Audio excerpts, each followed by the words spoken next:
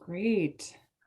Good morning, everyone. It is 8 a.m. I would like to call the March 8th Whatcom County Public Utility District meeting to order. The first item on our agenda is the Pledge of Allegiance, and Ann Grimm will be leading us in the pledge. I pledge allegiance to the flag of the United States of America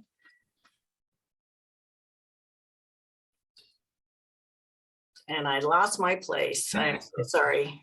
And to the republic For which it stands, one nation under God, indivisible, with liberty and justice for all. Thank you, Chris. Thank you, Ann. Thank you so much, Ann.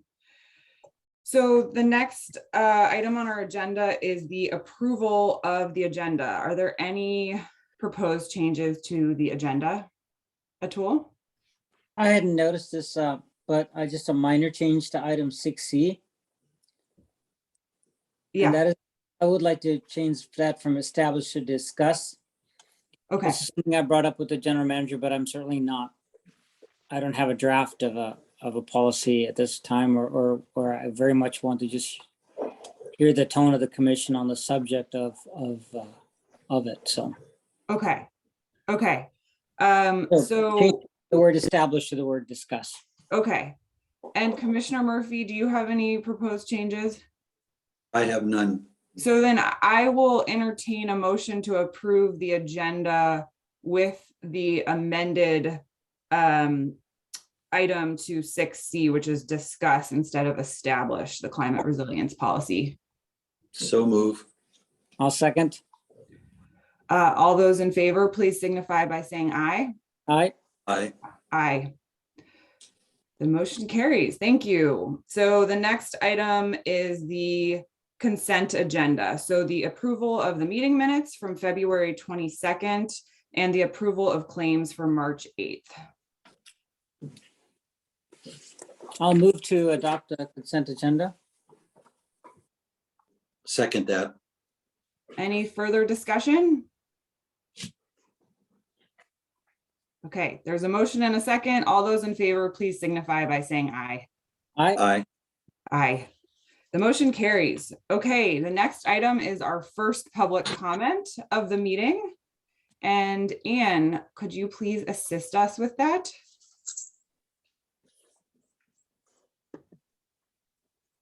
We don't have any hands raised, but Rick Merkel sent a note earlier saying hello to Daryl. It's nice to see him again. Great. Well, to our attendees, I wanted to let everyone know too that we do have a public comment period at the end of every meeting as well. But with that, we will close our first public comment. It looks like there's no other hands up. There are no hands up. So let's move on to old business. And the first item under old business is the broadband program update. So I'd like to turn it over to Andrew to give status of all the different projects we've got going, and then I've got a few things to talk about. Thank you, Chris. Commissioners, good to be here.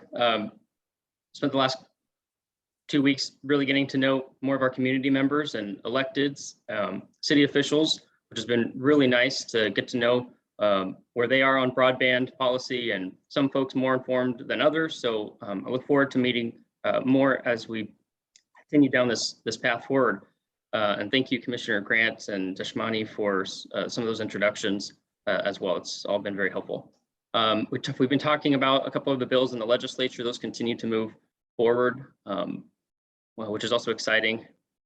The speeds being increased and the PWB process. So that's all moving forward. We'll keep you informed as those get carried out. And then I want to talk about the feasibility study that we were all awarded at the end of last year from CURB, or the Community Economic Revitalization Board. We had originally considered doing the bulk of the study in-house with the skill set between both the port and the PUD that we now have specifically staff focused on broadband. But in light of the significant funding that has now come in, there's going to be a lot of work to just maintain those projects and carry those out in a timely fashion and do it well. So we've decided to kind of go full circle, and we've decided to enlist 2 different consultants to carry out the work of the minimum requirements to complete the study. So part of the work will be, or majority of the work will be completed by Petrichor Broadband, which I think a number of folks here know about Petrichor, but they're really focused on open access, non-discriminatory infrastructure. And then the other part will be NOAANET, who will carry out some of the financials and what it takes to put equipment on either end of a piece of fiber, so to speak, in the project areas. So we're excited to retain both consultants because they both bring really good expertise in the broadband industry in Washington State. And as that project carries out, we'll keep you informed along the way as well. And we're really excited. So with that, I'll pass it over to Chris, unless there's any questions. I just had a comment. Well, I have a comment and a question.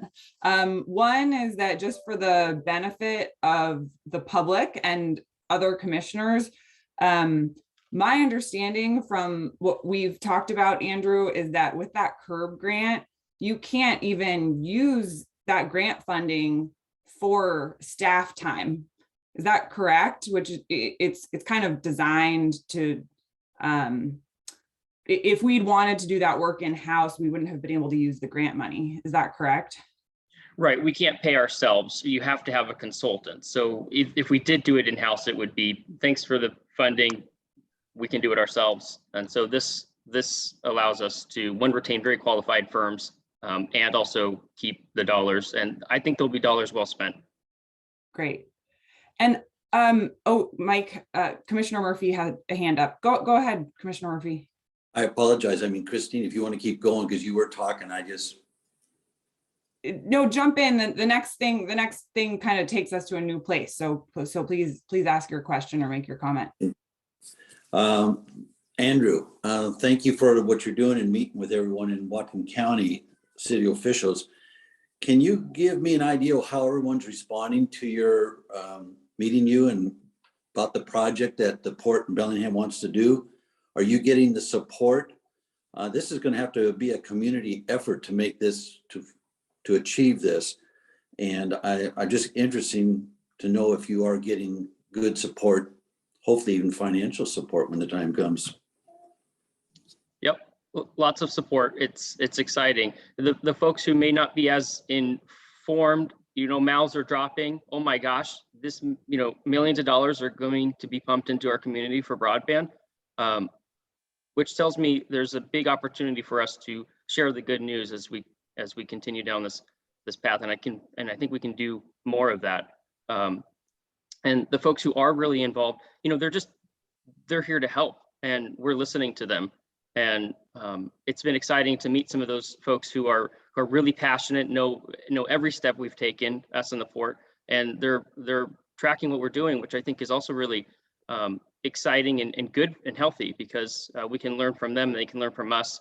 And working with the Port has been exciting as well, just because, they've landed $10 million in grant funding, and we're working together now on how we can divide and conquer, so to speak. Thank you. I appreciate that. Thank you. That was it, Christine. One of the things that, just to address the point that you made, Mike, I'm glad you made it, because one of the things that there does appear to be some push from folks in the community is on the issue of retail service. Mm-hmm. One way or another, folks in the community are looking for some kind of public option, regardless necessarily of what entity participates in that, for retail service. And so far there's no answer for those folks that, let's say, satiates them, but it's something that we're going to have to figure out how much we can support that desire on the part of the public, and then let the chips fall where they may at some point. So I wanted to bring that up. Somewhat related to that, at least in the community meetings that I've participated in, is a service for people that fall within the envelope of areas which have been stated by the telecoms to be covered. There's many such areas. Most of the county is technically covered by the telecoms, even though it might not actually be providing acceptable service to individuals in the county. One such example is the area that's currently has been submitted and is receiving funding from the federal government by Ziply. And it's not, a similar thing would be true in other regions too, covered by other telecoms. But there's, for example, the Van Zant community, which resides in the South Fork Valley. And in that community, it has been stated by Ziply that they're going to be provided 1 gig symmetric service in the near future. And there's many people that are relying on dial-up like solutions today. So the folks in the community asked me to investigate it. And I did, and Andrew and I had a meeting with folks in that community.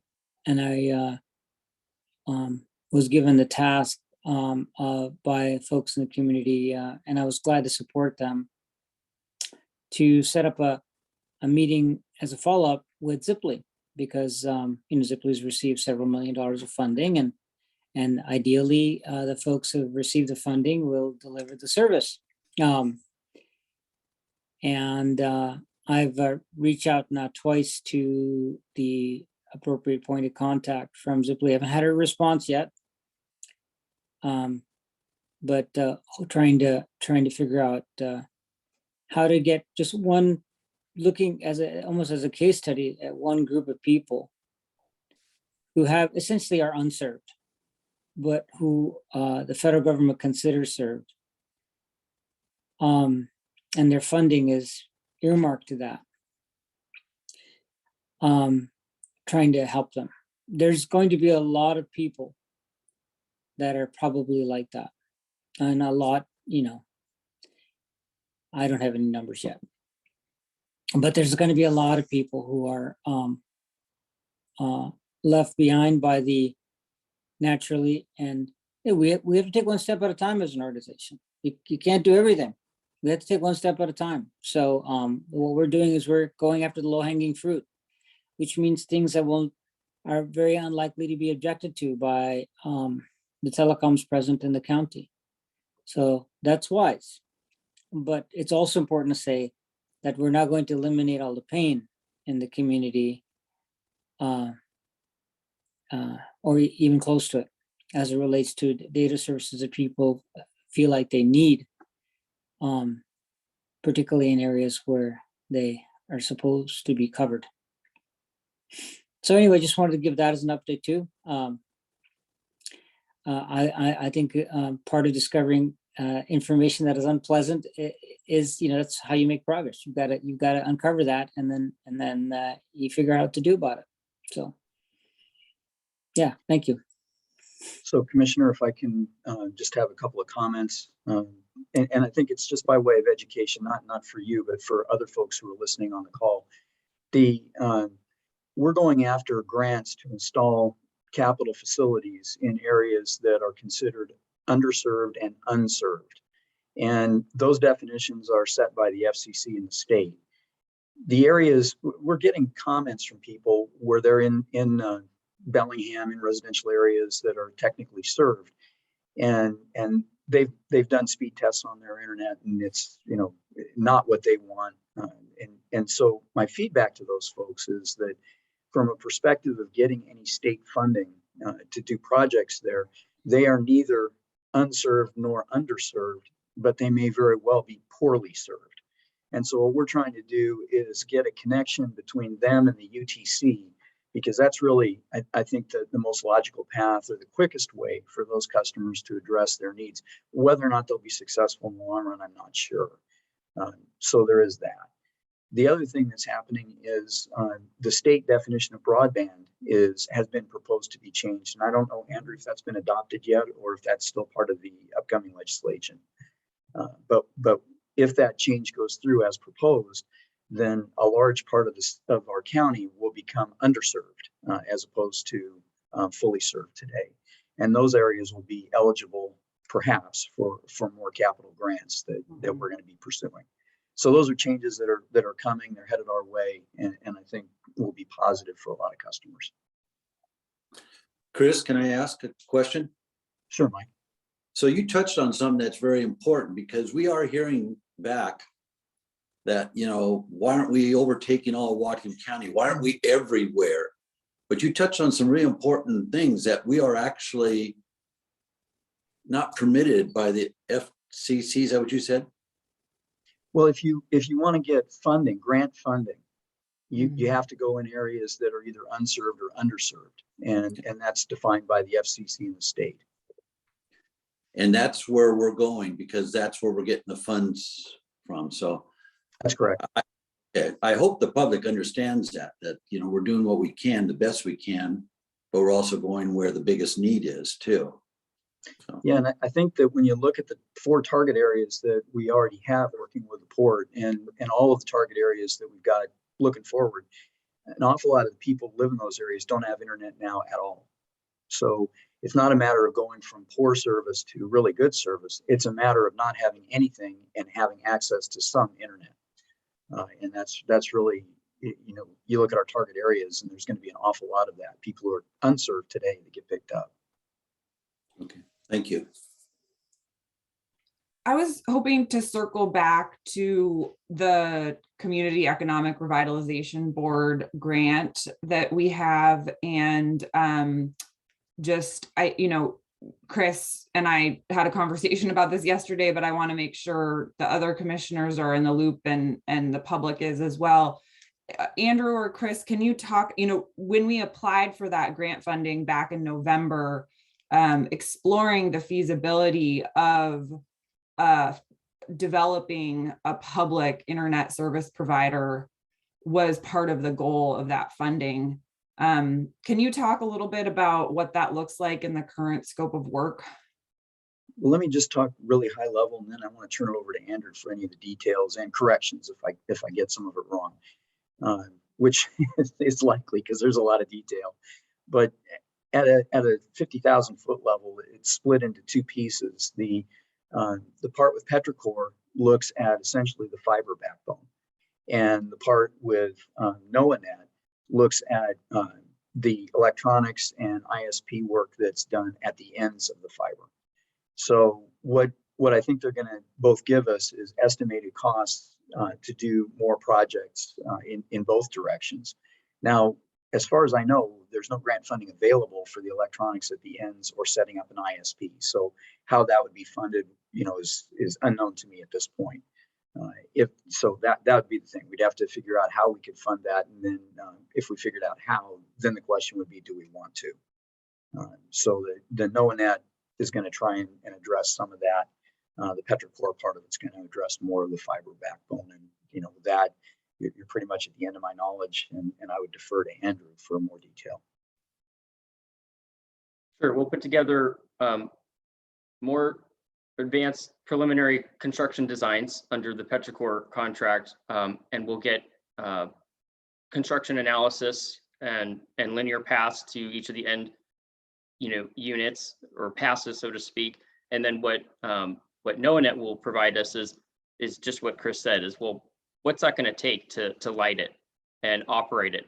And then what are some sources of funding to do that, or paths to achieve that as well? So we'll basically be presented with 2 different scenarios and paths forward, and then we can make a decision as an organization what we want to do. That makes the most sense for our community. And I would just, you know, urge the commissioners to think about this in terms of, you know, if we decide to go forward lighting up the fiber ourselves, you know, how do we do that without putting our electric customers or our water customers at risk? Mm-hmm. And that's going to be my goal, is to figure out how to separate that and segregate it. Commissioner Deshmani, did you have your hand? Yeah. Yes, I did. So my belief about brewing disconnects in the community is to face it head on. And I feel like this grant that we have, this feasibility study we have, is a wonderful actually gift for us, honestly, to expose the challenges of retail service. And rather than putting it off till tomorrow, I think we should come right up front and address it.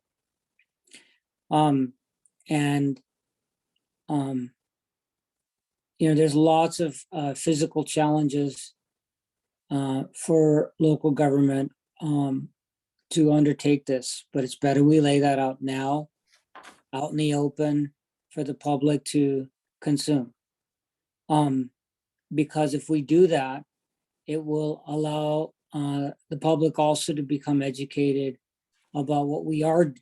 If we choose not to do that, for example, then they can understand what we are doing and how that important, for example, backbone is to the service of retail broadband. So that's just speaking for myself. That's my opinion.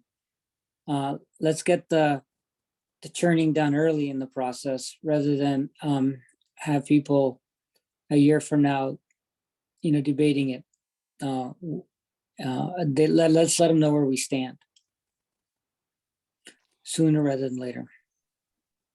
I agree with you, Commissioner Deshmani, completely. And I think that's, why we months ago tried to work this public ISP exploration into the scope of work for this CURB grant.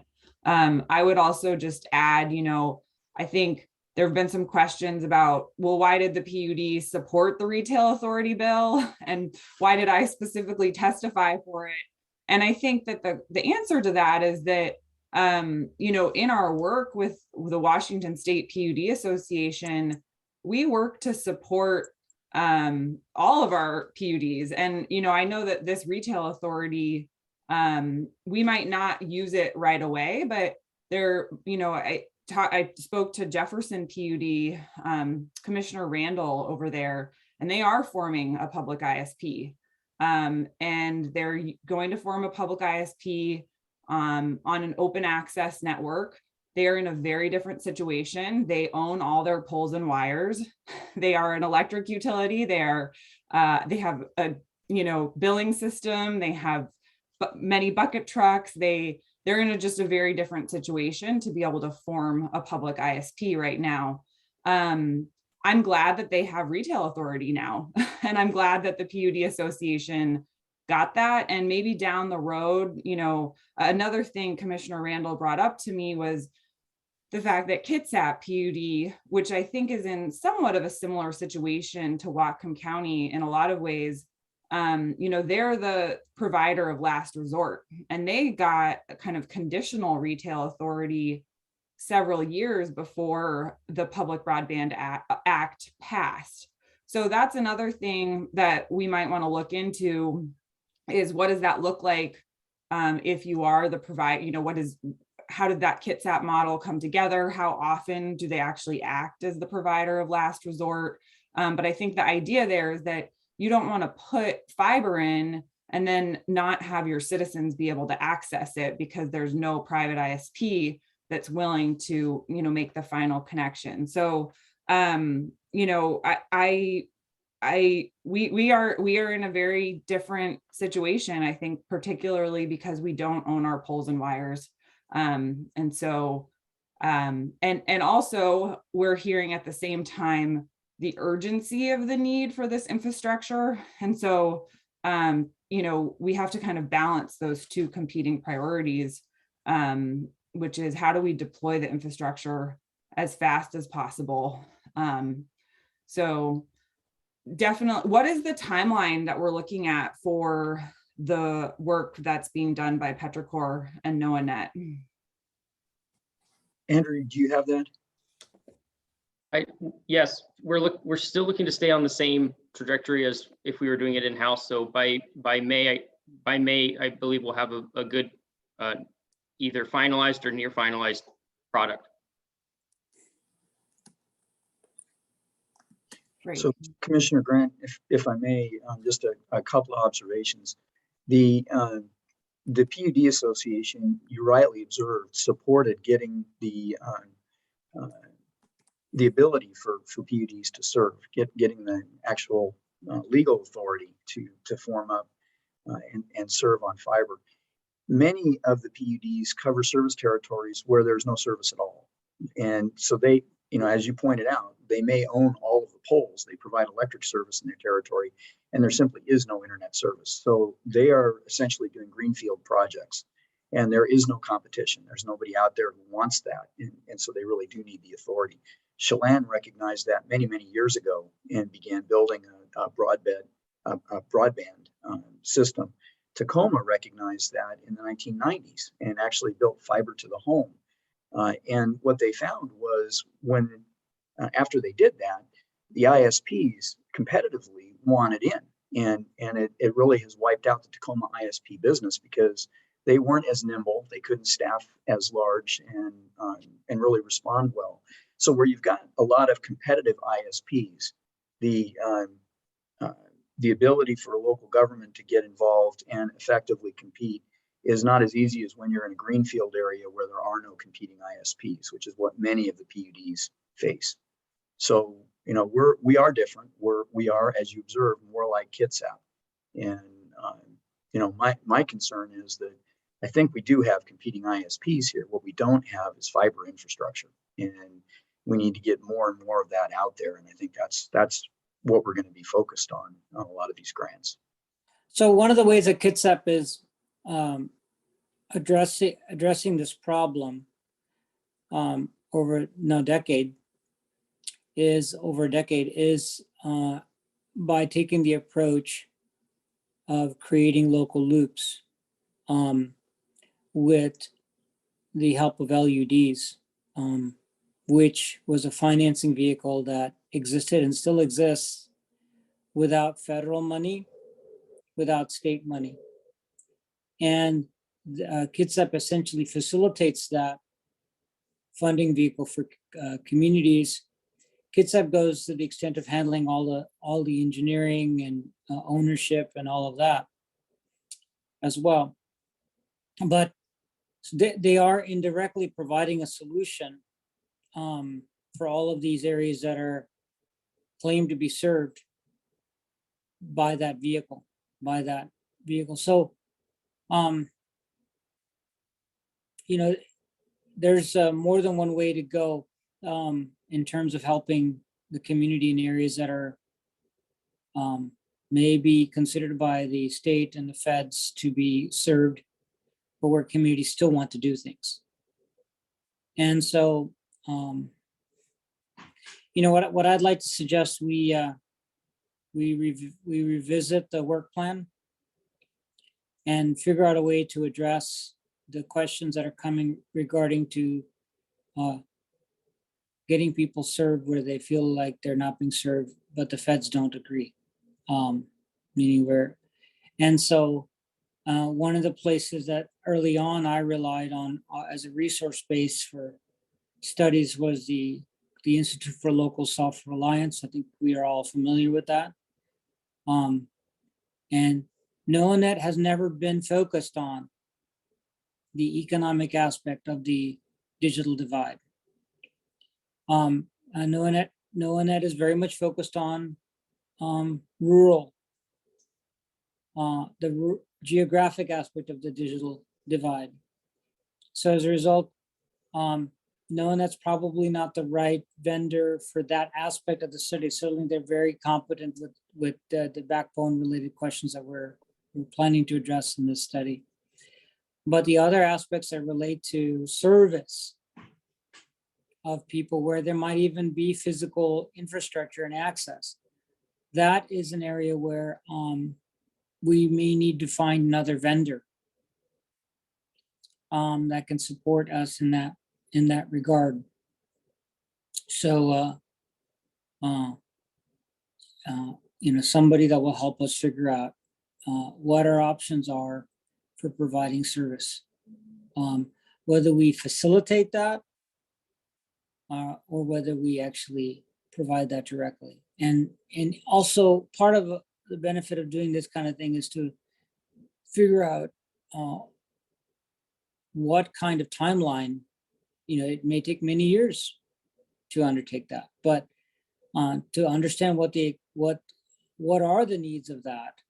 And then, as Commissioner Murphy said, doing things like this requires a community-wide buy-in, local government-wide buy-in. So, it can give the commissioners of the PUD a handle on what kind of relationship development needs to happen before that kind of an undertaking can be pursued. So anyway, repeating the point, I think I've been very clear, and look forward to following up and figuring out how to serve the whole community, or being able to tell the whole community that it's not in our current plan, which is completely acceptable too. Thank you, commissioners. There's one other thing, if I may, I want to talk about broadband, continue talking about broadband a little bit.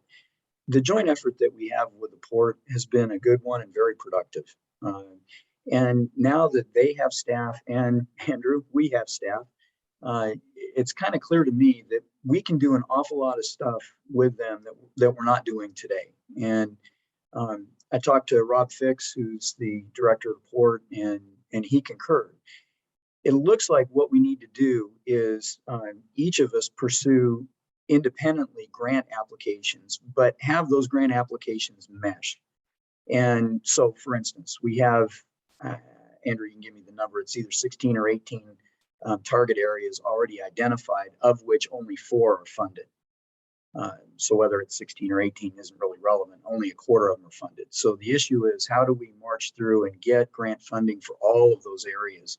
And then as the state changes its definition of broadband, there will probably be additional areas that may be eligible. So it looks like what we want to try and do is both parties pursue grant funding separately, but in a coordinated parallel fashion. And we should be able to do more for the folks of Whatcom County operating that way.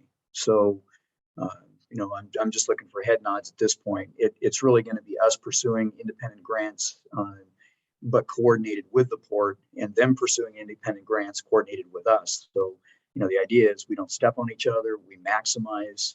They've got their expert. We've got Andrew, and Gina's very good over at the port. Andrew's very good here. How do you maximize that? And it's turning these folks loose in parallel to kind of gang tackle it. So I'm getting some head nods here, and that's great. We'll proceed, and I really appreciate it. Are there any other questions for broadband?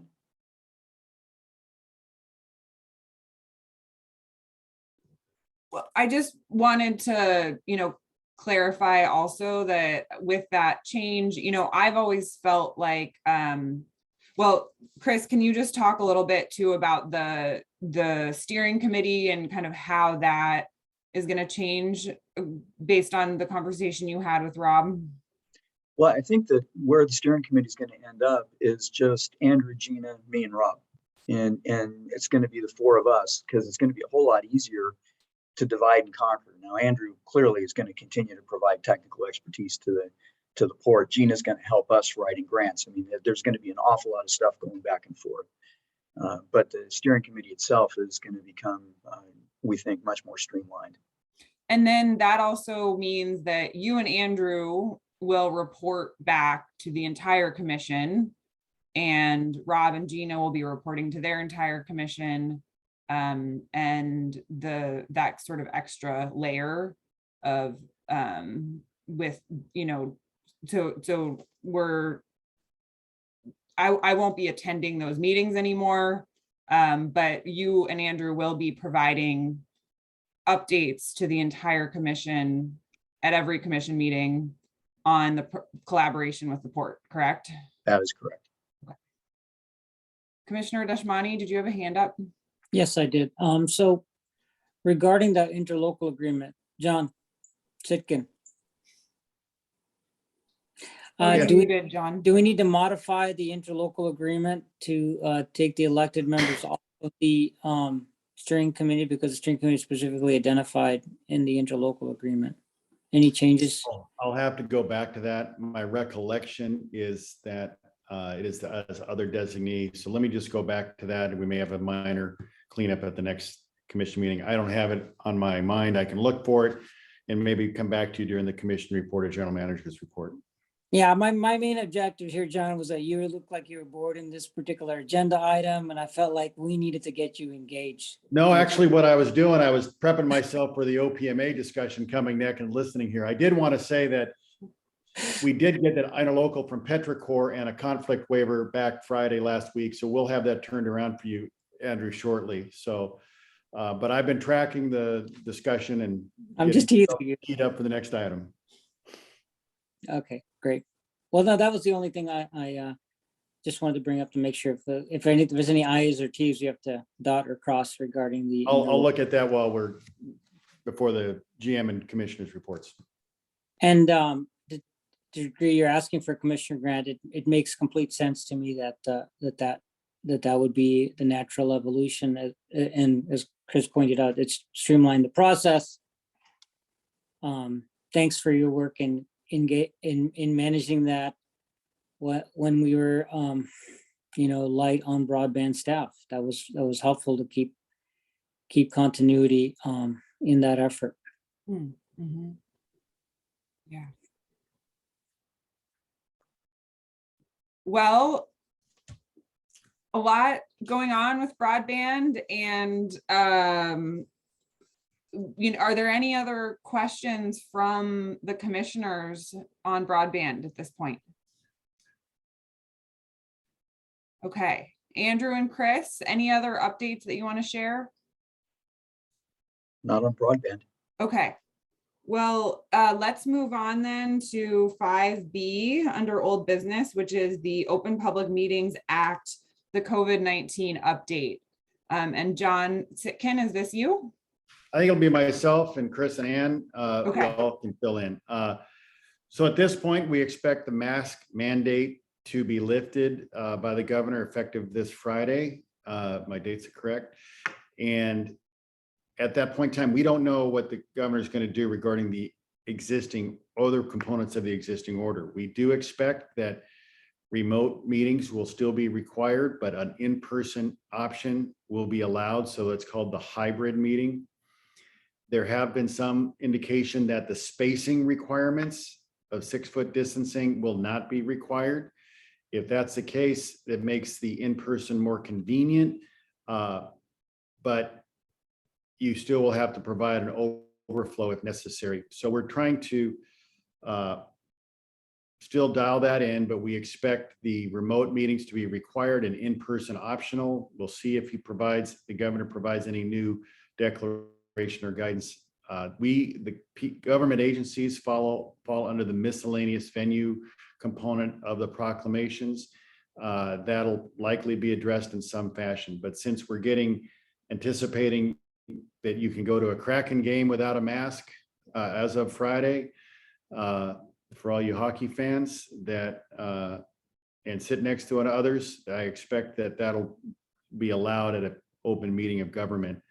But we'll have to wait and see. They'll also be required to comply with any local health directives that may exist. So we always have to monitor what the county health department does in this regard. So we don't, and it's hearing from staff, we may not be ready for the March 22nd meeting to provide all the components that might be necessary to provide remote and in-person options. So it may be April 12th before that's fully deployed, whatever that strategy is. It could be a combination of technology and IT, and all that has to be sorted out. And we're a little bit in flux, not knowing what the governor's order is. So I don't know if Chris or Ann want to add anything or. Well, I just want to say that my preference, and that's all it would be at this point, would be to go forward with hybrid meetings kind of to perpetuity. And the reason is convenience. It allows people to actually have access without having to come down here if they don't want to. And it provides us with a video recording of the actual proceedings, which I think is the wave of the future. It make everybody's life easier. So John, he was putting a really nice bow on it, but we're not going to be ready on the second March meeting for a hybrid meeting. We do have a lot of work to do, but I expect fully that the first April meeting, we should be able to do that. So both, that'll allow us to find out what the governor actually has to say, what the county has to say, but also it allows us to get our work done on the backside, get the servers set up and everything else we need to do. I'll just tail on that. I expect if the pandemic is completely resolved, it becomes endemic, we're not having the concerns, I expect legislation to require remote components to a meeting. So they'll flip the requirement. Rather than saying remote is required with in-person optional, they'll probably end up being in-person meetings with a remote component provided as a requirement. Just because for 2 years now, governments have adapted and it's been effective. And it's okay that we accidentally backed into something that appears to be better. Yeah.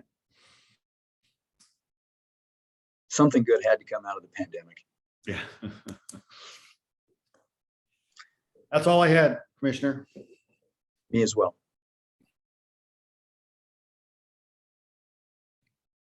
Yeah. If you're looking for a head nod, yeah, you got it. No, it was just an update. Well, no action was necessary. And I'll go look for the broadband ILA. Okay, great. If there's no other questions or comments from commissioners, let's move on to new business. Good, head nods? Okay, great, let's move on to new business. So 6A is the Nooksack Salmon Enhancement Association presentation. And I see that we have Daryl Gray here. Will someone be introducing Daryl? Yes, Yeah, I would like for Rebecca to introduce Daryl. thank you, Chris. Good morning, commissioners. Morning. Thank you, Daryl, for coming today. I just wanted to give you a little bit of background before we let Daryl do his presentation.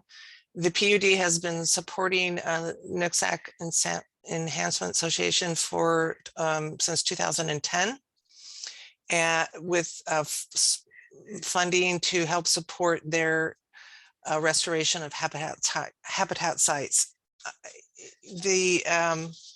Typically what NC does is request funding to help support the Washington Conservative Corporation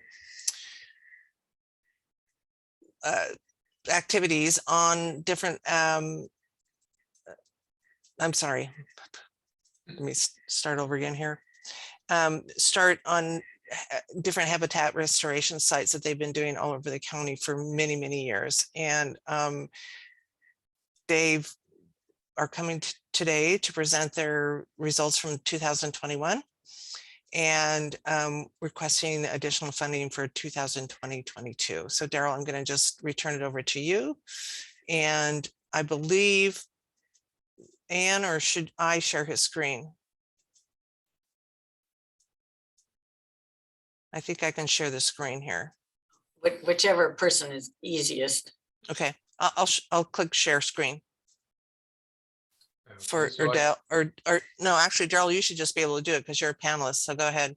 okay, thanks. Welcome, Daryl. Welcome. Thank you very much for having me. As Rebecca mentioned, this partnership has been going on for many years. I could actually remember when it started, but oh, I got it all on file. good. Okay, so as Rebecca mentioned, my name is Daryl Gray. I'm a project manager for the Nooksack Salmon Enhancement Association. I really appreciate you having me here today. Because this partnership has been going on for so long, I think the last several meetings I figured, well, everybody knows everything about NC and what we do. So what I've done is picked, a few projects that we accomplished during the past year that I thought were maybe a little different or interesting, or might be more interesting to PUD commissioners, staff, and other community members. But I know we've somewhat recently had some staff changes at the PUD and new commissioners. So I thought maybe this time I should circle back and talk a little bit more about what we do and our relationship with the Washington Conservation Corps. So I've got a few slides that are just going to go over what NC does, how we incorporate the use of Conservation Corps crews, AmeriCorps interns into our staff. And then still saved a few projects that we did last year that I thought were kind of interesting and maybe out of the ordinary for us. So as I mentioned, we have a Washington Conservation Corps crew, and Washington Conservation Corps members sign up, well, they apply for the position. If they get the position, they are paid minimum wage for a year. And if they complete their year, they get a bursary towards either past educational needs or future educational needs. And the crew doesn't operate on a calendar year. They start at the beginning of October and they finished in September. So in the year 2021, we would have had 2 crews. One that just wrapped up at the end of September 2021, a new one starting on October 1st, 21. So that's why I'm going to show you 2 different crew pictures. The person on the right, or on my right, I assume you're right too, James, he is actually the crew supervisor and he is a permanent DOE employee. So he remains constant, you know, unless he seeks another job and is replaced by another supervisor. The other 5 members have to be 18 to 24 years old. And then, like I say, it's a competitive process. There is an assistant supervisor. In this case, it was Simone. And what typically happens is a crew member from the previous year decides to stay on a second year, wants to get a little more experience, a little bit more pay. And so in this case, Simone was a regular crew member in 2020, and she became the assistant supervisor. I'm gonna go to the next slide. So these are the 4 or the 5 crew members that started in October. And I don't expect you to remember, but Abby, the person second from the left, she was a crew member in the previous year and she stayed on as the assistant. And this works great because you just get a lot more continuity. Typically, obviously, you're picking who you feel is the most qualified, productive, efficient crew member and bringing them on the second year. So it works really, really well. So last year, I guess as many organizations experienced, we had COVID related issues and we've got a fair amount of staff. And like I said, we've got AmeriCorps volunteers and we've got Washington Conservation Corps volunteers. So inevitably, you know, COVID cases would arise. And so we felt that more impacted our planting as people couldn't drive in the same vehicle, or if one person was in a vehicle with another, not only were they then quarantined, then anybody was around them was quarantined. So we dipped a little bit. We typically plant about 21,000 plants, so we're a little lower. Our in-stream construction, where we're actually working in the channel, that remained the same and actually even got a little stronger because it was all outside, and a lot of that is got crew involvement, but it also has a lot of subcontractor involvement. So that stayed about the same as it has in past, and maybe even went up a little bit. The maintenance and monitoring, I'm going to get a little bit more into that in the next couple of slides, but the reason I think you should always put it on there, people think, oh, we just go out and plant plants. Well, if we don't go in and do the appropriate site preparation and then maintain and monitor for 4 years after planting, those sites would not be successful or not be very successful at all. So maintenance and monitoring, that is done by WCC crew members. So it's not just the actual sticking the plant in the ground. There's a lot more that happens after that. So for those of you who haven't been to our facility, we're on Bakerview Road in the Dewey Valley.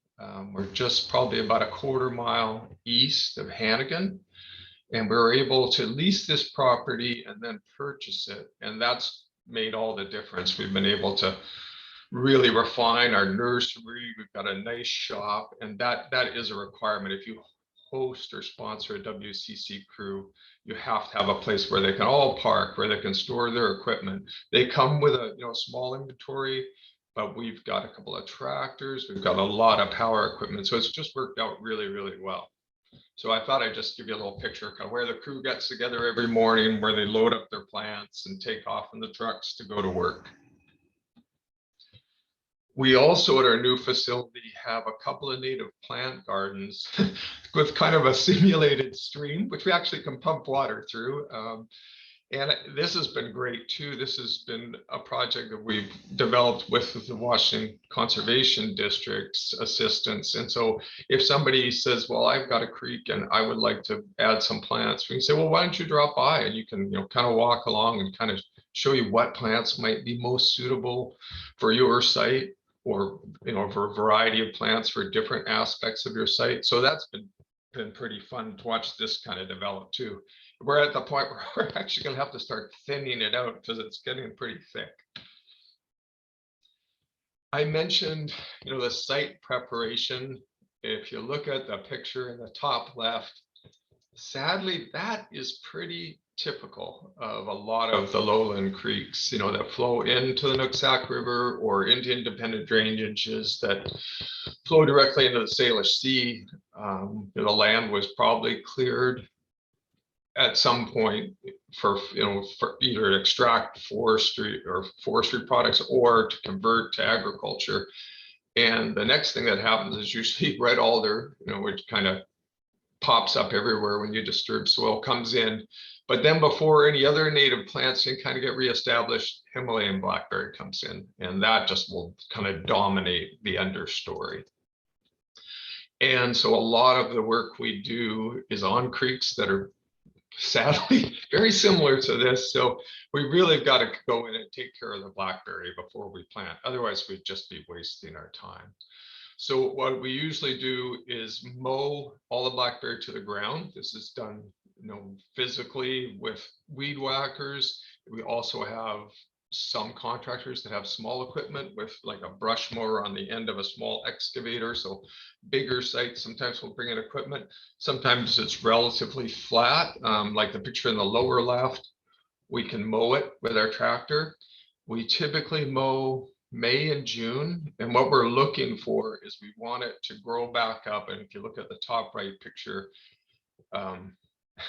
it's kind of ironic, but it's hard to kill a plant it's harder to kill a plant that's doing poorly than a plant that's doing well. So what we want is a lot of vibrant green foliage to take up the herbicide. And of course, we don't want to launch our herbicide up in the air over these big patches. So mowing it keeps it down around your thigh height. So on that top corner, that's, we're spraying it. Then once it's dead in the lower left, we're coming back and taking all the stalks off. Again, this could be done with a tractor or with weed whackers. The other thing we encounter, I'm sure everybody in Whatcom County knows this, is reed canary grass. And it will dominate, wetter sites and pretty much make it very difficult for any other native natural regeneration to occur. So in this, again, we're mowing it with our tractor, we're spraying it, and then we have a couple of attachments. We can put our tractor either till a strip or rip a strip, just to break up the soil, make it easier to plant. I've got a lot of planting pictures. I was trying to find some that were, I guess, a little different than one another, just to kind of show you what we do. If you look in the top left, that's again that reed canary grass field, and then it is mowed, sprayed. We're not spraying everything, we're just spraying the strips where we're planting, and then tilled. And because, again, we're going to be back here maintaining year after year, we really want to make it as efficient as possible. So we're setting things up in rows. The plants are staggered in their rows, so looking at it from different angles, you wouldn't see the rows. But when you're maintaining it, it's just much easier to be able to mow the center and then touch up spray around the plants. On the one on the top of the right, maybe it wasn't as conducive because getting a little steep to run a tractor on. We'll still try and keep roughly in that row formation. You can also see that we're using different protectors and stuff for beavers and voles and deer. I'll get into that in a next couple of slides. The lower left, it's really common if we're planting the immediate stream bank, we'll use live cuttings. And this, there's higher mortality than with a seedling, but it's still, you can keep the tip of the cutting wet long enough for it to form roots. their survival could still be, upwards of 60–70%. And they're very easy to install. And there's a number of native plants that lend themselves to cutting. So it's, we'll still be planting bigger trees or seedlings up the bank, but we might use a lot of cuttings along the immediate edge of the bank. I've kind of talked about Washington Conservation Corps because they probably do, I would say maybe 75% of the planting here. However, I should mention also we have these volunteer work parties on Saturdays, several Saturdays in the fall, several Saturdays in the spring.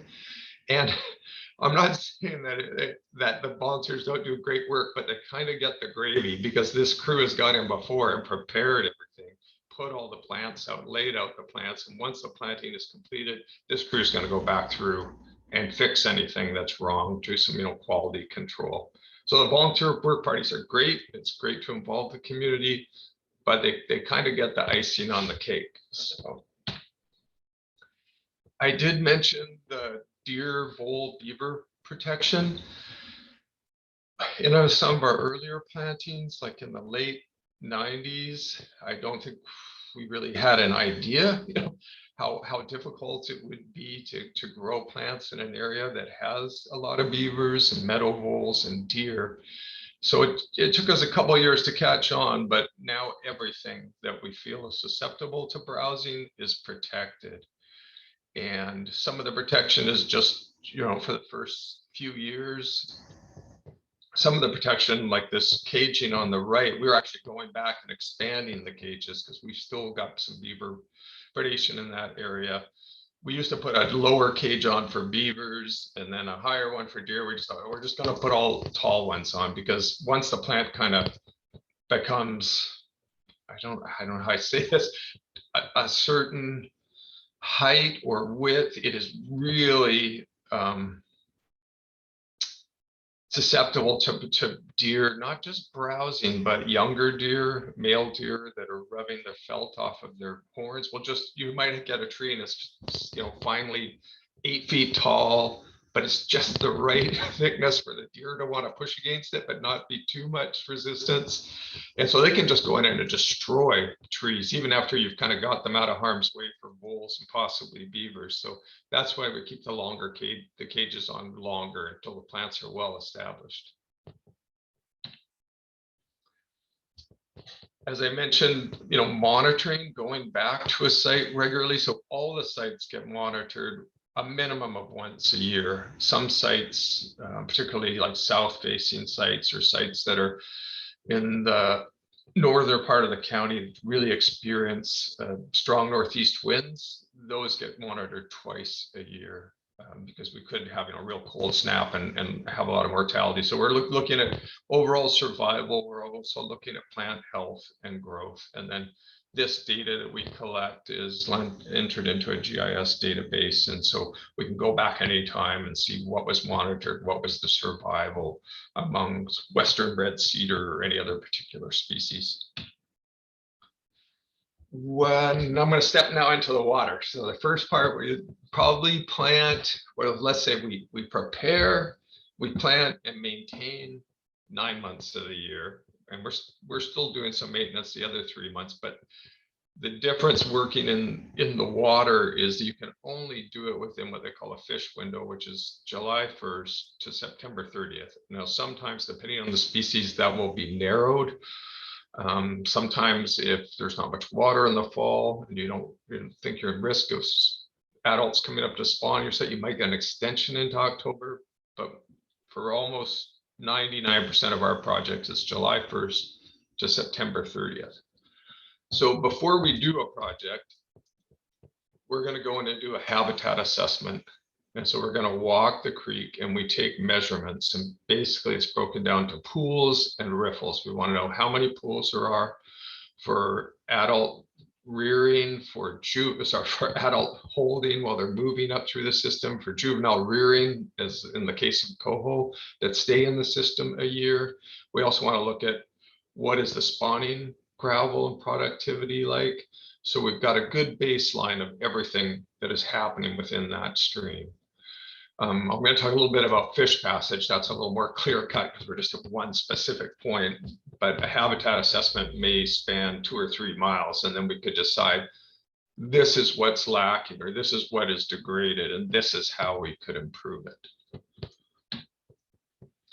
So culverts are not all fish passage barriers. Sadly, many of them are, and usually it's what makes a culvert a barrier is that the culvert is either undersized for that stream channel, or it was improperly installed, and that it is kind of usually in most cases above the natural grade of the stream. So then you'll get this outfall drop or a plunge pool at the lower end, make it hard for fish to get into it.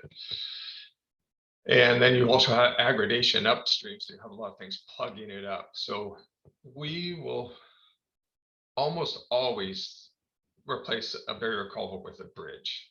In some cases, we've been forced to replace a barrier culvert with a bigger culvert just because of site situation. But if you can put in a bridge that allows the channel to grade and degrade, typically, you know, barring not a huge storm event, it's not going to get plugged up. So the maintenance is much less. So prior to, you know, a landowner calls up and says, I've got this culvert, could you come have a look at it? We'll go out, we take a bunch of measurements to determine whether it's a barrier or not. And I should mention too, a culvert could just have enough slope in it that the water moves too fast for certain life stages of salmonids. So with here, we're out there, we're going to determine, we might as well just survey everything. So we take out our total station and we survey all the topography so that if we decide, oh yeah, it is a barrier, okay, well, let's do the full survey so that we can put together a design. I feel like I'm advertising for this product. I kind of just threw it in there at the end. I guess I didn't put it in the right order. We just purchased this tool. It's called an EasyJect. I guess I should own stock in this now. I mentioned when we're doing blackberry, we mow and then we spray grass, we mow and then we spray. But if you're in a deciduous forest and you want to add more conifers and more diversity to it, you will encounter exotics. The primary one here is English holly. Holly, and that other one that you see a lot of around in deciduous understory is a British hawthorn or English hawthorn. So we can't really spray them. I mean, they're too big, and a lot of these have kind of a waxy cuticle like ivy or whatever that doesn't take up herbicide readily. So we just got this tool, and what it does is it injects a small pellet of herbicide directly into the stem. So this has been great for just walking through and being able to treat stuff without having any negative effects on what is around it.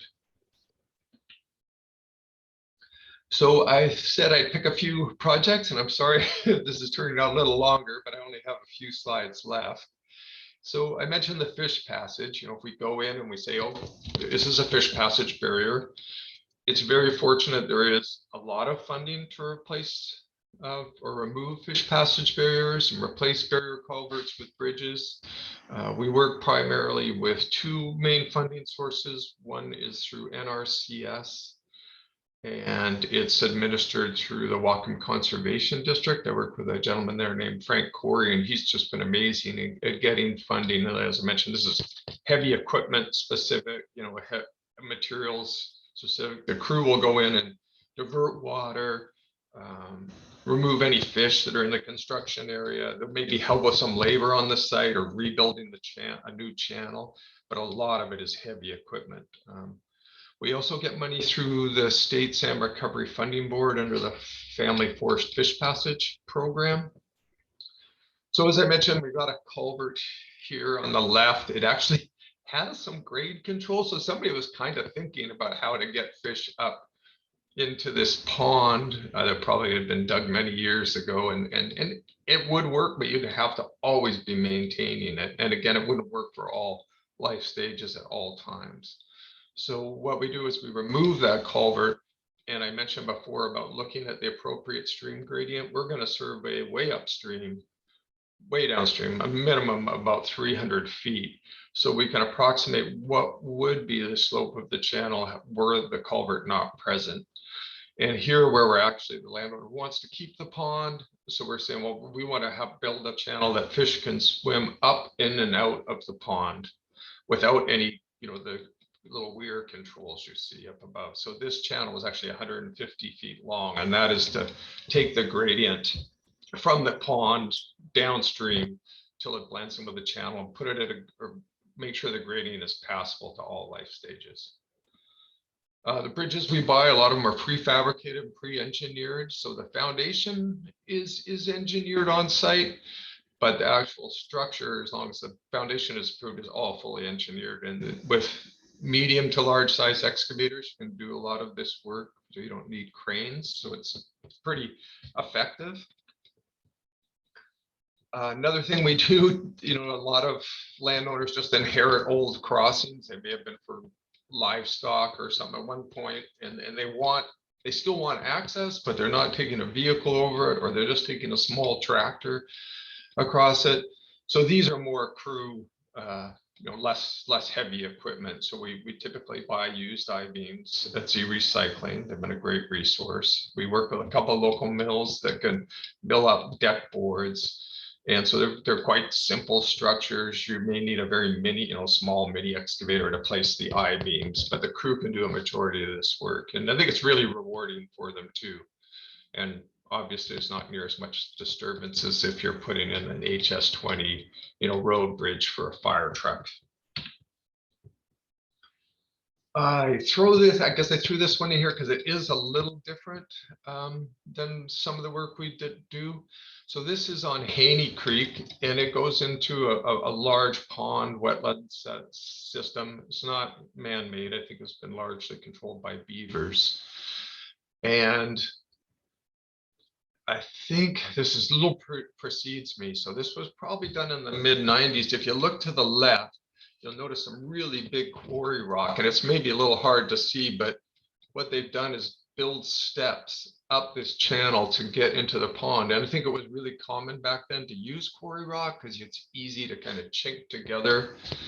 However, it may work for a little while, and then all the finer material washes out of the cracks in the rock, and you just end up with more fish passage barriers. So what your goal was, you've kind of gone back the opposite way. So now we do more, as I mentioned in the one, just the prior slide, is we do more of what they call a roughened channel. So the picture on the right, you can kind of see the bridge rail in the top left picture, just up in the trees here. I don't know if you can see my cursor, but so there's the bridge rail there, same bridge, but now we've again spread this distance out to about 140 feet in this case, and it has a few little 3% representatives in a pool, then it comes up and it comes up. So this is be more of a typical channel that we would build today. Through this end, because we were working on a fish passage project, which is the culvert up here, and they said, well, while you're out there, we have funding to fill in this manure lagoon and reroute all of the stormwater off of these barns that you see in the lower left of the site plan. So we had filled the manure lagoon before. We hadn't done much of the stormwater stuff, but they said, well, you're out there, you can have heavy equipment, maybe you could do this. So we did do this. So it was kind of an interesting project. Again, we're here mainly for this fish passage project. As you can see, we have the typical alder, Himalayan blackberry understory. This is the old stormwater commit out of a manure lagoon, or from manure tanks, and any of the building system goes across the creek and then into this manure lagoon. So we took all of this system out. This is, I guess, just a little idea on the plan where on the left corner here, we're replacing this barrier culvert with a bridge. We're rerouting all of the stormwater along the creek, across the bridge, and back into an infiltration trench. And then we're filling in the manure lagoon. So yeah, a lot more plumbing. Like when we do bridges, obviously, sometimes you have to move utilities and put in a new water line under the channel. But this was a little more involved plumbing. And so a lot of the WCC crew got good experience doing plumbing, making sure, water flows downhill. And this is the final product on that bridge. And then you can see the stormwater, and that's in the top right corner. You can see the stormwater pipe below the bridge suspended. And then we were also able to work downstream and add some more wood and create more pools and riffles. So that's kind of exciting. And then on the lower right, that is where the manure lagoon used to be. So it's all regraded and filled in. So that was kind of a little different.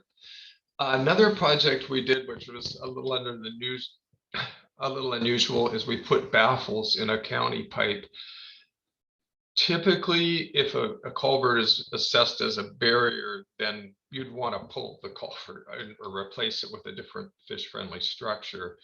But in some cases, culverts under county roads are in great condition and would be very expensive to move them, particularly if there are utilities in the road. So we've had difficulty getting permits for not doing a complete fix, but this year they allowed us to do this pilot. So we said, the county's got a lot of culverts that are higher up on the maintenance list. And so could we go in and just modify this culvert? And as long as we put it through as like it's a temporary fix. And what the baffles do is they slow down water. They'll also cause sediment to drop out, just make it a lot more passable for adults at high flows, for juveniles at low flows. And I'm sorry, this was right after we installed it. I've been out a couple of times and the water's just been flying through there. So I haven't been able to get down in it, but it'll be interesting to go back and take some more pictures. And it's really quick. It's a product that's made in New Zealand, actually, that they have manufactured here, but they patented it. It took about 4 hours to put the baffles in, and you can see immediate effect after you do it. So that is kind of an example of the type of projects we do with the Washington Conservation Corps crew. Of course, we're always lining up new projects. I think what this funding has allowed, I feel the greatest benefit, it just allows us to be very responsive to landowners. So I had a call last Friday and to come look at a site, and I could go, call the landowner back. Yep, I can come out on Monday. And I don't think some members of the community are used to getting that response, so that they're just very welcoming and usually excited about doing something, but they're not sure what it is they should do, if anything, and they obviously don't want to get in trouble. But we probably go out and look at about 3 or 4 new sites a week, and what that also allows, or the PUD funding allows us, is to actually do something. So even if we can't do everything we want to do, we'll quickly get a landowner agreement and say, okay, here's what the priorities are. We'll be out in a month, to mow the blackberry, or we'll be out in 3 months to start planting, or we'll be out to survey the culvert next week. And that just gives us this huge inventory of projects that are, some are ongoing, some are just going to start, some are going to need more funding. But I think being responsive, going out, working with the landowner, seeing what their needs are, explaining what the fish needs are, it's just been a great model. And I think that I don't know, but landowners get a kick when the blue truck shows up and 5 relatively young people get out and just go to work, no matter what the weather is like, 7 in the morning. And I think, yeah, we've just had endless comments, positive comments about the crews. And I think too, some landowner may be reluctant, I don't really want to get involved with the government or do whatever, but then they see their neighbor's property get transformed into something that more fish friendly and I guess attractive in my point of view. So that, I think, is just doing a project with a lot of young people on the ground and getting something done. Neighbors look over the fence and say, well, I wouldn't mind doing that. So I apologize. I think you might have given me 15 or 20 minutes and I probably went way over that. But if there are any questions at all, I can exit out of my share screen. Thank you, Daryl. Oh, you're most welcome. Can you stop sharing? Oh, yeah. Yeah. Maybe Sorry, just I'm stop just sharing looking. your screen so we can see all of our heads Yeah, a little better. And then commissioners, any questions for Daryl? Well, yeah, I just also wanted to thank Daryl for the presentation. One of the things that I saw from the presentation is a use of herbicides. And I'm assuming that you've developed as a result of all your experience, I mean, being all about ecosystem function as an organization, guidelines for the use of pesticides and I'm wondering how much those guidelines for the use of pesticides, I mean, you do about the most difficult application of herbicides that anybody could have. You're right by the water. So no one would be more mindful, I would assume, about the use of herbicides than NC. And so what are you doing to educate the rest of the world, the ag community, homeowners? Probably the biggest vulnerability is homeowners who have no, I mean, people in the ag world also have experience and know how to be careful, but more so than the average homeowner, I would guess. So what do you do to educate the rest of the world about smart use of herbicides? Okay, so I don't know if it's all Washington Conservation Corps crews in the state, but I know that the crew we have, they have to be certified as part of their job. So every crew member, the supervisor, UNC staff, I think I've let my license lapse, but have aquatic applicators licenses. So it's a pretty strict process, training, testing. You also have to retest every year. You have to get a couple of additional credits. So it's not something you just get, and because things change, obviously. So I think at this point, you have to retest every 2 years to keep your license. And because we are, working, as you said, in a very sensitive environment, we have to go through all of the permitting, get an annual NPDES permit, lists all of the sites we're going to spray, how we're going to spray. We have to keep pretty fastidious records of, what our application was, the date, the time, the amount. If there's any public use in that area, it all has to be signed.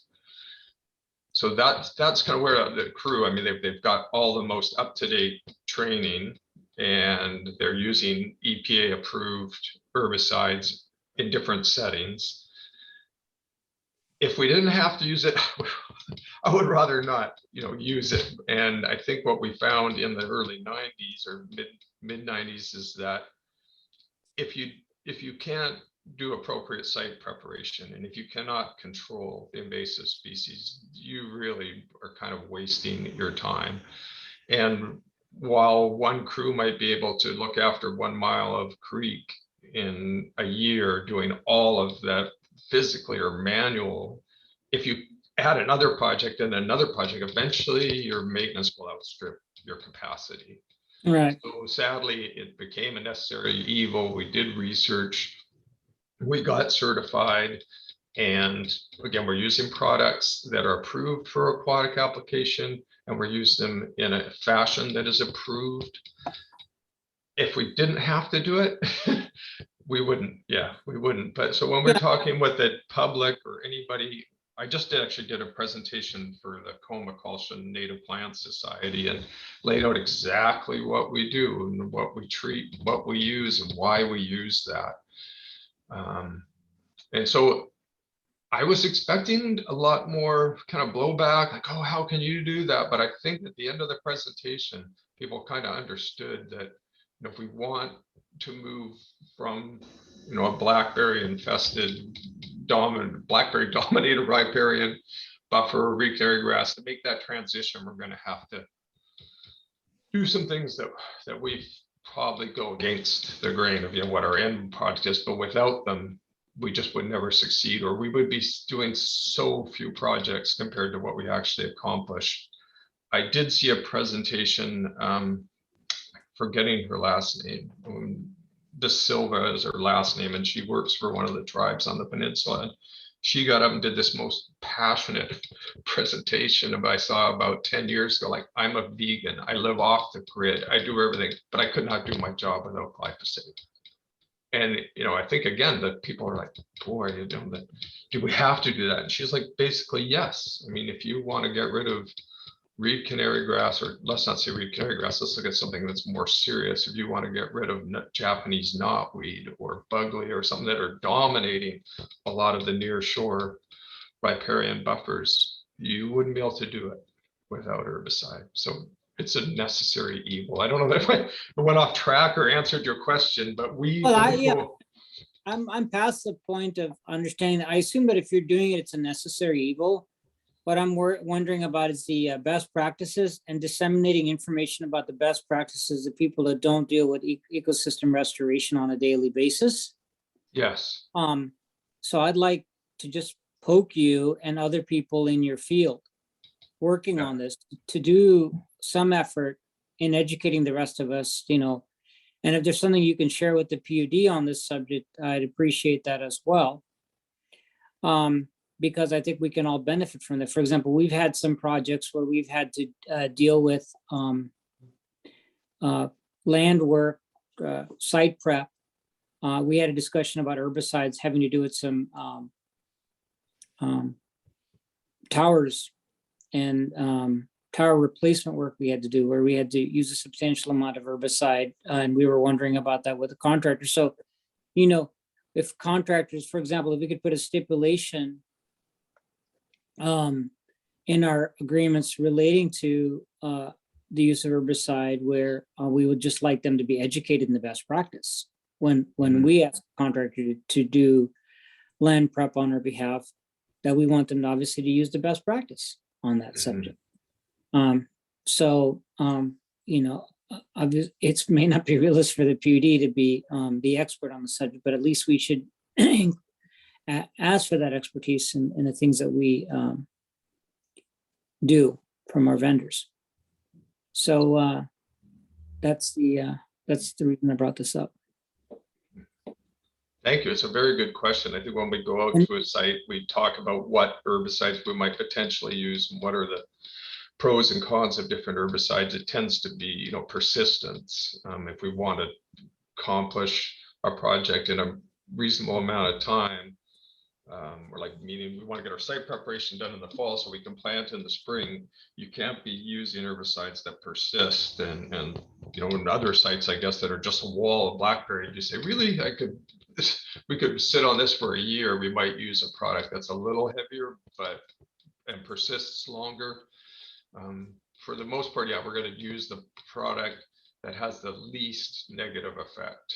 And again, these are all certified by the EPA. And so I'll typically go that right with a landowner. I'll say, you know, we're going to want to use herbicide, and is that going to be okay with you? And they're like, well, I don't know. And then I'll walk through different herbicides and what we use and why we use it, when we apply it, and the regulations that we follow. And that's all exception of maybe, you know, 1 or 2 landowners a year just, I don't want any herbicide. And that might be because they do some organic gardening commercially or whatever, and they can't use herbicide. And other people just like, I don't want it on my site. Well, then we just say, well, I'm sorry. I mean, we really can't commit to your site because we don't have a big enough labor force to just do it all physically or mechanically.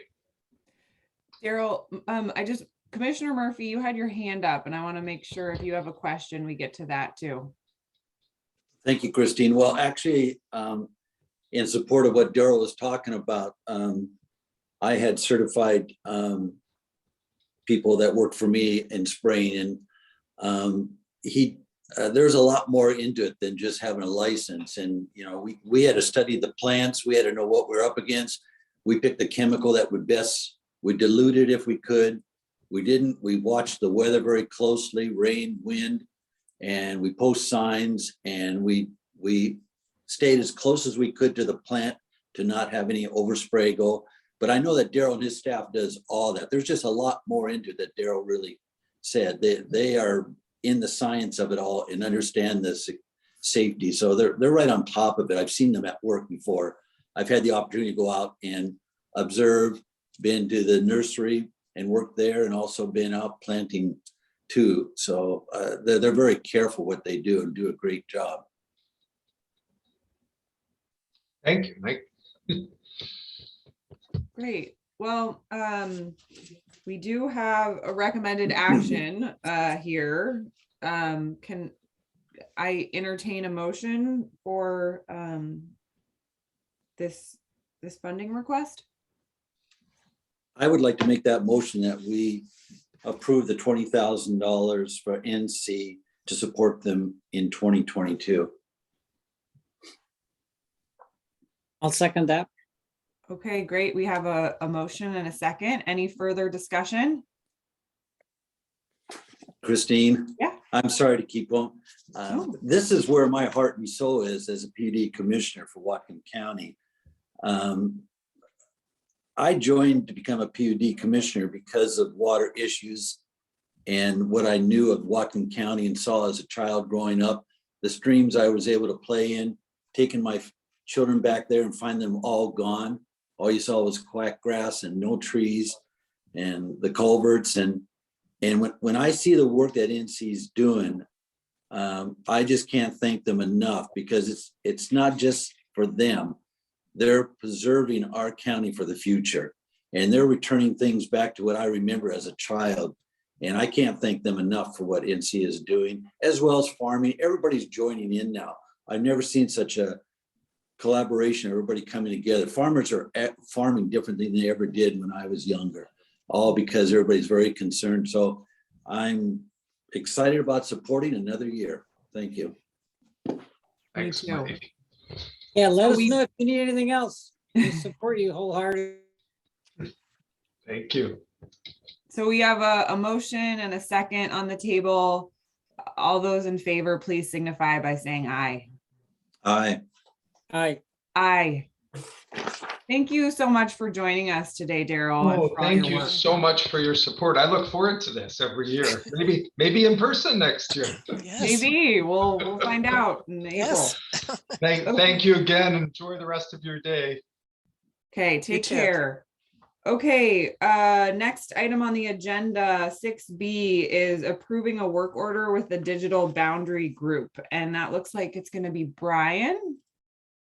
Correct. Good morning, Commissioners. Morning. Wow, quite a leap here from salmon enhancement to cybersecurity, but we'll try to bridge that boundary. The work order you have before you with Digital Boundary Group, a group we've used in the past, is really part of the ongoing efforts on the part of Paul Sigmund and his technical services group to assure the security of the district's systems, their networks. And it's one of those things that, you know, unlike most of the projects that we're involved in, there's a starting point and there's an ending point. With regard to cybersecurity, there is no end point. It just becomes a loop. You implement some measures, you test those measures, you make changes, you test again, you just keep going. It's an ongoing effort. And, you know, from my perspective, it's the highest priority of our technical services group to do that continuous work to assure that we're safe from bad actors. And as we all know, particularly in the current environment throughout the world, those bad actors are very active. In this case, I'm not going to go into a lot of detail on the work scope, and if there's questions that I can't answer, I will turn it over to Paul Sigmund, who's listening in today. But in general, what we're asking Digital Services Group to do this time is test our perimeter security boundaries around our networks, our admin networks, our SCADA network, and test vulnerabilities. If you think of the analogy of a fence, we've built a fence around our systems. We've got to maintain that fence. And if that fence, you know, starts to deteriorate, if it gets some rot, or we've got to make repairs, or we have to replace with newer fencing to assure that that fence is doing its job. And that's exactly what Digital Security Group's going to do. They're going to test our fence. And they will, doing that testing, look for those vulnerabilities. When they find them, and they will. I mean, that's the other thing here, is that you're never going to build a perfectly secure fence. The bad actors will find a way in, but you got to do your best effort to keep them out or to delay their entrance through that fence. So Digital Boundary Group will do that test, and then they will report back to us on what vulnerabilities they found. Paul's group will take that assessment and make changes to shore up our defenses in those areas that they noted. And here again, we've used them in the past to do this, found vulnerabilities, fixed them. We're back again testing. So I'll be glad to answer any questions you might have or turn it over to Paul again on the detail. Commissioner Murphy. Yeah, Brian, I see that it is regarding our external penetration testing, as you call it here. But what if they get through that?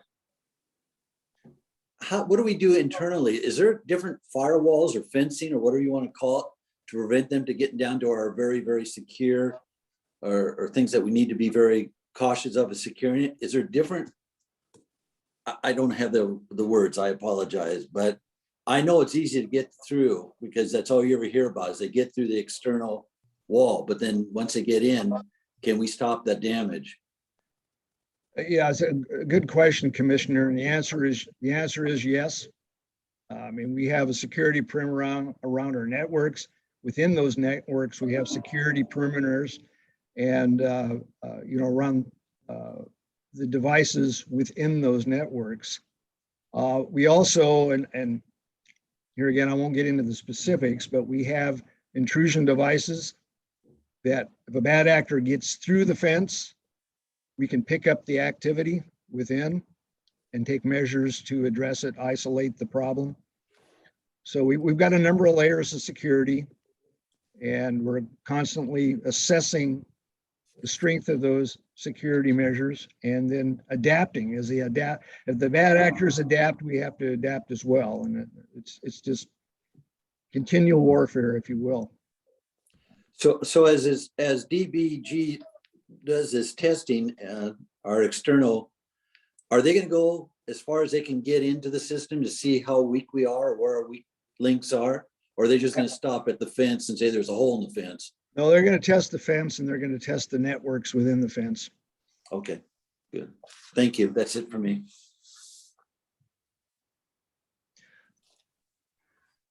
Yeah, I just want to say is that, yeah, I'm glad we're on this. Obviously, there's a heightened, many public agencies are under heightened alert. So I'm really glad that we've been on it. We continue to be on it.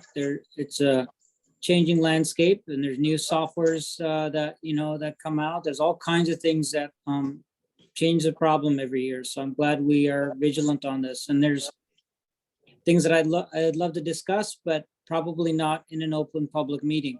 So this is probably one of the things, John, where it makes sense for if I have something to talk about, it's better to do it directly with staff because this is, we're part of the BPA system. This is national security type stuff, so we should be careful about it.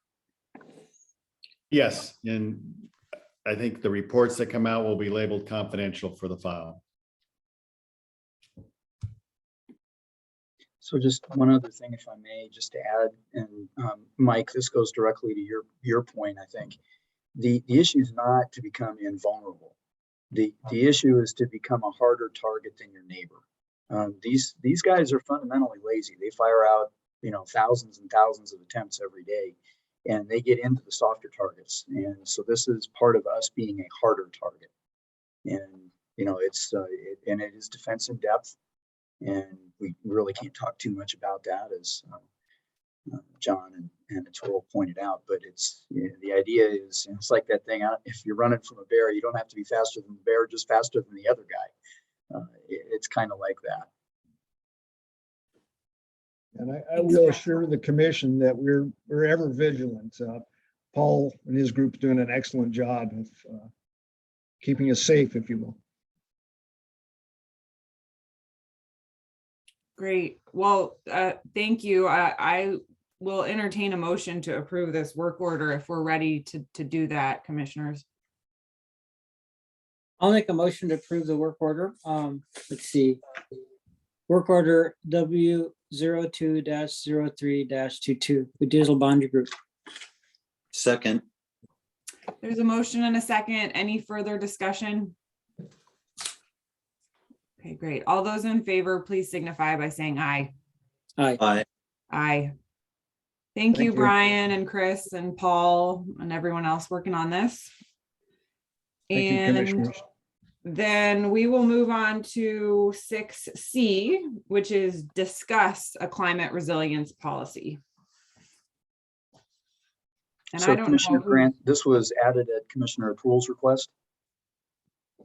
Yeah, so let me just introduce the topic. That's the purpose of this agenda item from my perspective. And that is that, please, Steve or Mike, if I get the history wrong, please feel free to help me with that. But the PUD, since its inception, has not taken a position as it relates to climate policy, climate mitigation, or climate adaptation formally. The year that I became a commissioner in 2019, I was very heartened that Commissioner McClure at the time brought in David Roberts to give a presentation about climate change. And that was certainly an important step as an organization for us to formally acknowledge climate change as a reality at the PUD. You know, because of our physical realities with both customers and our current supply, we don't carry much of a, have not historically carried much of a carbon footprint. But I think times continue to change and our organization continues to evolve, and all the entities that we relate with continue to evolve too. And I think it's time for the PUD to consider developing some policy around climate adaptation and mitigation. And so I'd like to invite the other commissioners to state their thoughts on the subject. I'll start by stating mine. And I believe that the good foray for the PUD to start developing formal policy on the subject of climate is the county's recently adopted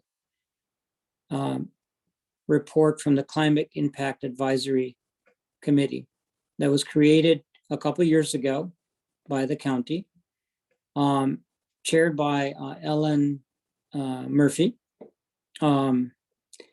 and has just at the end of the year, 2021, completed a report and submitted it to the council, which I think either at the end of the year or at the beginning of this year, they adopted, and now are working through the implications of that. The report has not been endorsed or kind of like there's recommendations and suggestions, but if the county council isn't quote unquote certifying it, they are just accepting the report as work product from the committee. But there's a lot of work to be done in reviewing that report. What does it mean? You know, what can different entities within the county, most importantly, the county council, because the county council is the one who adopted and asked for the committee to exist in the first place. But it's a wonderful opportunity for the PUD to start also evaluating that, read the report. I believe that some of our staff have taken a look at the report. I have as well. And start crafting what the PUD can do in response to the subject of climate mitigation adaptation.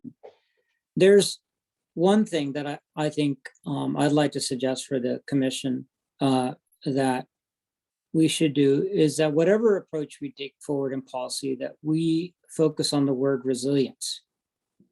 And the reason I'm suggesting that is because resilience obviously has a meaning in the common language vernacular.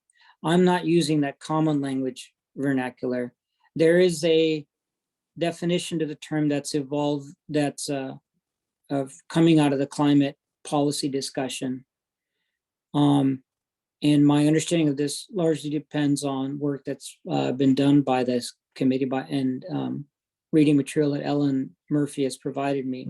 But basically, resilience is a combination of mitigation and adaptation work. So it means not just that we're reducing our carbon contributing components, but we're also doing things to support the adaptation of the ecosystem, and as well as our human built systems. So there's things that you can do in terms of buildings that incorporate resilience. There's things that you can do, and of course, NC, NC should be singing that Alan Jackson song, I was country before country was cool. So NC was resilient before resilient was cool. So certainly there's work we can do, more work we can do though. It's not like the PUD hasn't been on this without calling it that, but I think it's time to formalize some policy at the PUD. And then one last thing I'd like to say before I want to hear from everybody else is that I have had meetings with folks, electeds with the city, the port, and the county. And I want to I'm creating a discussion group on this subject of resilience. I see that as something that until this moment has been non-PUD, as a citizen who's been involved with climate related policy actions and in the private sector my whole career. So, but I'd like to find out what the opinion is of the commission and whether this is something that the PUD should be working on too. That's it.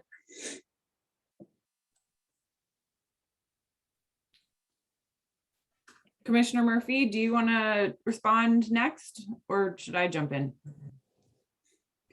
Oh, please do. Go first. Oh, well, I mean, I think my thoughts on it are that, a big part of my motivation to be a commissioner related to how the PUD could support climate and clean energy initiatives. And in our strategic initiatives that we did last year, we talked a little bit about this, and we included some language around climate. But I agree that I think there's benefits to formalizing it. And I think the big question that I would like to hear from Chris on is just, how does a policy like this then translate into our work? And I think that that's really going to be a bigger part of our strategic planning discussion that we're having at our next meeting.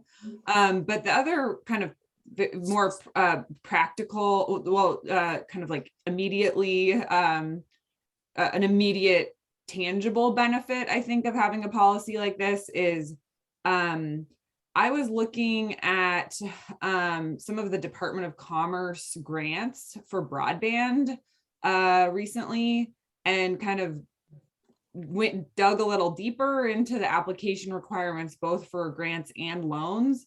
So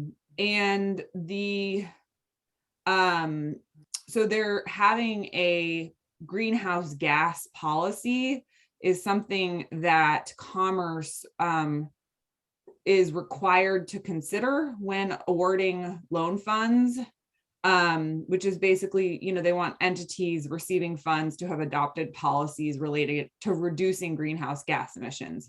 So I have the exact language. I can forward it on to Chris and Andrew. But I think more and more we're going to see things like that. We're applying for, not only because I think it's the right thing to do, but I think that formalizing our commitment to this could make us more competitive for certain grant and loan funds. So that's the only other thing I wanted to share at this point. So since we're, Commissioner Grant, since we're working on our strategic plan this year, perhaps we should have a policy section to a strategic plan, or, because we don't have, from my understanding, a catalog of policies. It's just not the way the PUD has operated. So maybe a good place to capture policy, particularly as it aids us in our other objectives. It could be part of the strategic planning process. There could be a policy section of the strategic plan.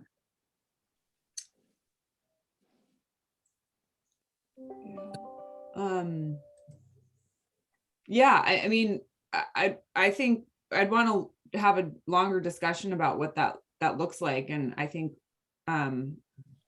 we're planning on having Jim Darling at our next meeting to facilitate that conversation.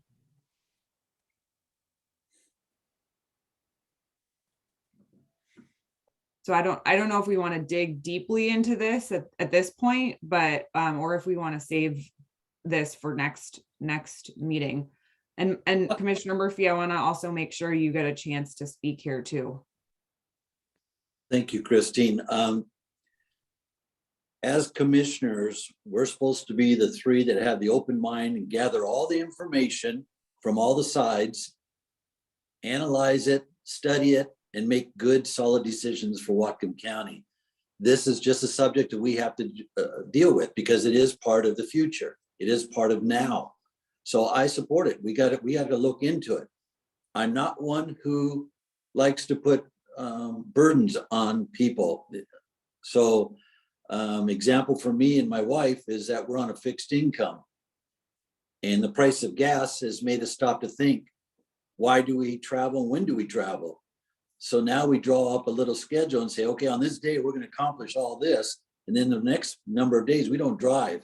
It's our way of dealing with the price, but also how do we contribute? And, so people just need to be looking at things, and maybe we can help people to come to that position of what do we do as Whatcom County? I don't know. That's me.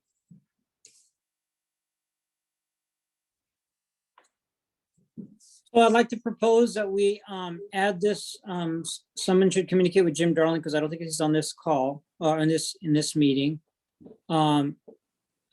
Somebody, that could be me, I'd be happy to follow up with Jim and say, we had this discussion today, and we'd like to incorporate conversations on climate policy in the strategic planning process. Does that work for everyone? Yeah, I think that works for me. And I think I think a lot of our work does already relate to this work, climate mitigation and resilience. And so it is kind of about formalizing our commitment to it. Chris? Well, I would just ask that you let me get back to Jim and kind of ride herd on the whole thing. Okay, great. One thing we don't want to have is we don't want to have the strategic planning effort to mushroom into something that takes years and ends up with a 500-page book. So, that you don't want to go there.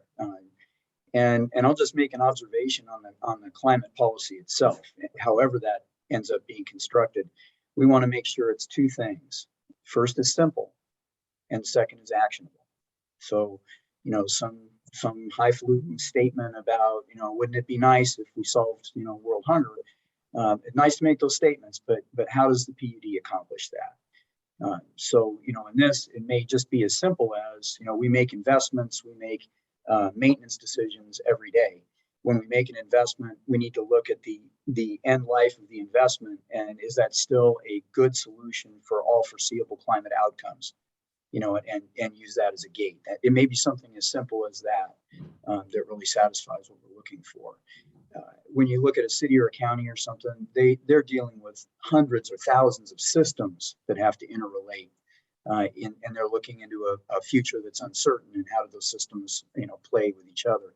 Ours is a little simpler than that, which is fortunate. So I just urge everyone to think about this, keeping it simple, keeping it actionable, and I'll work with Jim Darling and we'll make sure that is visible in the plan. And this might be something that we want to look at incorporating to our policy on our governance. Is it a manual? What do we call it? I don't have it pulled up right now, but our policies and governance structure, and there could be some other updates that are timely to add into there anyways, with our new civil discourse policy. This could sort of be part of an addition to that in terms of just how we operate as a utility. That's a great point. I mean, so figuring out where this fits is part why I put this, the biggest reason I put this on agenda. I didn't think that there would be issues about the us being responsive in this manner. I think we already do it in significant ways. The question is, where does it belong? And so maybe John has thoughts about that too. Well, it largely depends upon how implementation is to occur. Is it a purchasing? There could be multiple components. So I think at this point, it's a little premature to identify where it resides, so to speak. You could have something in your policy on governance and management generally, but it's whether your implementation, your action items will drive where it's going to reside. My only thought is while everyone was talking, I did jump on my phone and pulled up the link to the Climate Impact Committee's report and the resolution by the County Council that Commissioner Deshmani referred to. I sent the link to Chris and Atul just to confirm that's what you were referring to. And if it is, you may want to distribute it. Great. I will take a look at that and distribute it. And maybe let's leave this on the agenda for, if it's okay with the commission, give me a chance to do some more homework on the subject. Maybe it doesn't exactly necessarily belong under the strategic plan discussion. Maybe it's its own subject. And then I'd like to have the opportunity to come back and report on this at our next meeting. And after having some conversations on how, where and how this could fit into our infrastructure of documents. So is that okay with the commission? Yeah, that sounds good. So it sounds like next steps is, Chris, you're going to update Jim on this conversation and think with him about how it might kind of how we might incorporate this into our strategic planning discussion on the March 22nd meeting. And then Atul, if we are gonna, you'll think a little bit more too about how we want to have another future discussion about this. And I did also just forward the language about the Department of Commerce's not requirement, but preference to fund entities that have a greenhouse gas policy. So I think once we kind of synthesize, and we'll try to get the climate impacts report out to everyone before we have another conversation about this. So I think this is a good initial conversation, and we'll work on figuring out what next steps look like. Does that sound good to everyone? Yeah, great. And we can put it under old business for the next meeting, and then I'll plan to kind of lead the discussion at the next meeting too then. And one of the things I'll also do is find which meeting next week at WPUDA is the opportunity to identify what are other PUDs doing regarding this subject, to see if there's any practices that we can learn from. So. Okay. That sounds good. Any further discussion on this? Okay, thanks for bringing this item up, Commissioner Deshmani. I think it's really important. Next item is 6D, legislative action discussion. And Chris, can you kick us off? Sure. One thing that came out from WPUDA last week was there's an infrastructure fund that exists that's being diverted. Currently, it's being diverted to fund education. It's about $100 million a year. And several of the members of our House of Representatives wanted to divert the $100 million that's supposed to go to this infrastructure fund to the transportation bill for the next 10 years. So it's actually about a $1.6 billion diversion over the 10 years. And some of the stuff that I've read about it is that there's currently $1 billion in backlog that's just sitting there waiting for the funding to restart in 2023. So 2023 is when the diversion to the education fund runs out and we begin to fund this again. So this is grant money and matching money that's made available to water utilities to upgrade facilities to meet code, to get the lead out to, you know, there's all kinds of reasons for these projects. And so WPUDA made us aware of that, and they wanted to get a statement from the utility to do that. I sent you guys all out the information last week and urged you to, you know, communicate if you wanted to separately. But for us to communicate as a utility, we had to have an open public meeting where the three of you were able to discuss this. And so I'd say there's two dimensions to it. One is what's going on this year, and you know, whether or not, you know, we're too late to have any impact on whichever way it goes. But the second thing is this is not going to be the end of it. So next year is going to come up again, and I'd like to have us have a pre-thought position so that we could go ahead and, you know, say immediately when this comes up, yes, we agree, and here's the position of Whatcom PUD on this. So I just want to kick it open to the three of you with that and get your input and direction. So the Public Works Trust Fund has been regularly rated by the state legislature. You know, I have had conversations with folks who are struggling to figure out how to make the transportation budget work. There's I don't know if they've achieved a compromise or whether this is a done deal or not, but certainly as participant in WPUDA is very passionate about the need for protecting funds for infrastructure. And I don't think as a PUD we would differ from that, but perhaps we could just establish a position about we're not in favor of rating the Public Works Trust Fund for non-public works related uses. So I don't know. I'd be in support of that. And I haven't tracked this. I know the other two commissioners, you've been more on top of legislative action this year, and I don't know where that's at. If there's anything we can do constructively this year.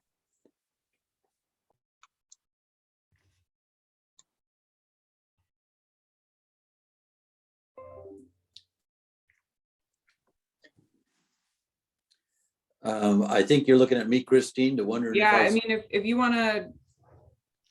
I just want to go further on into it.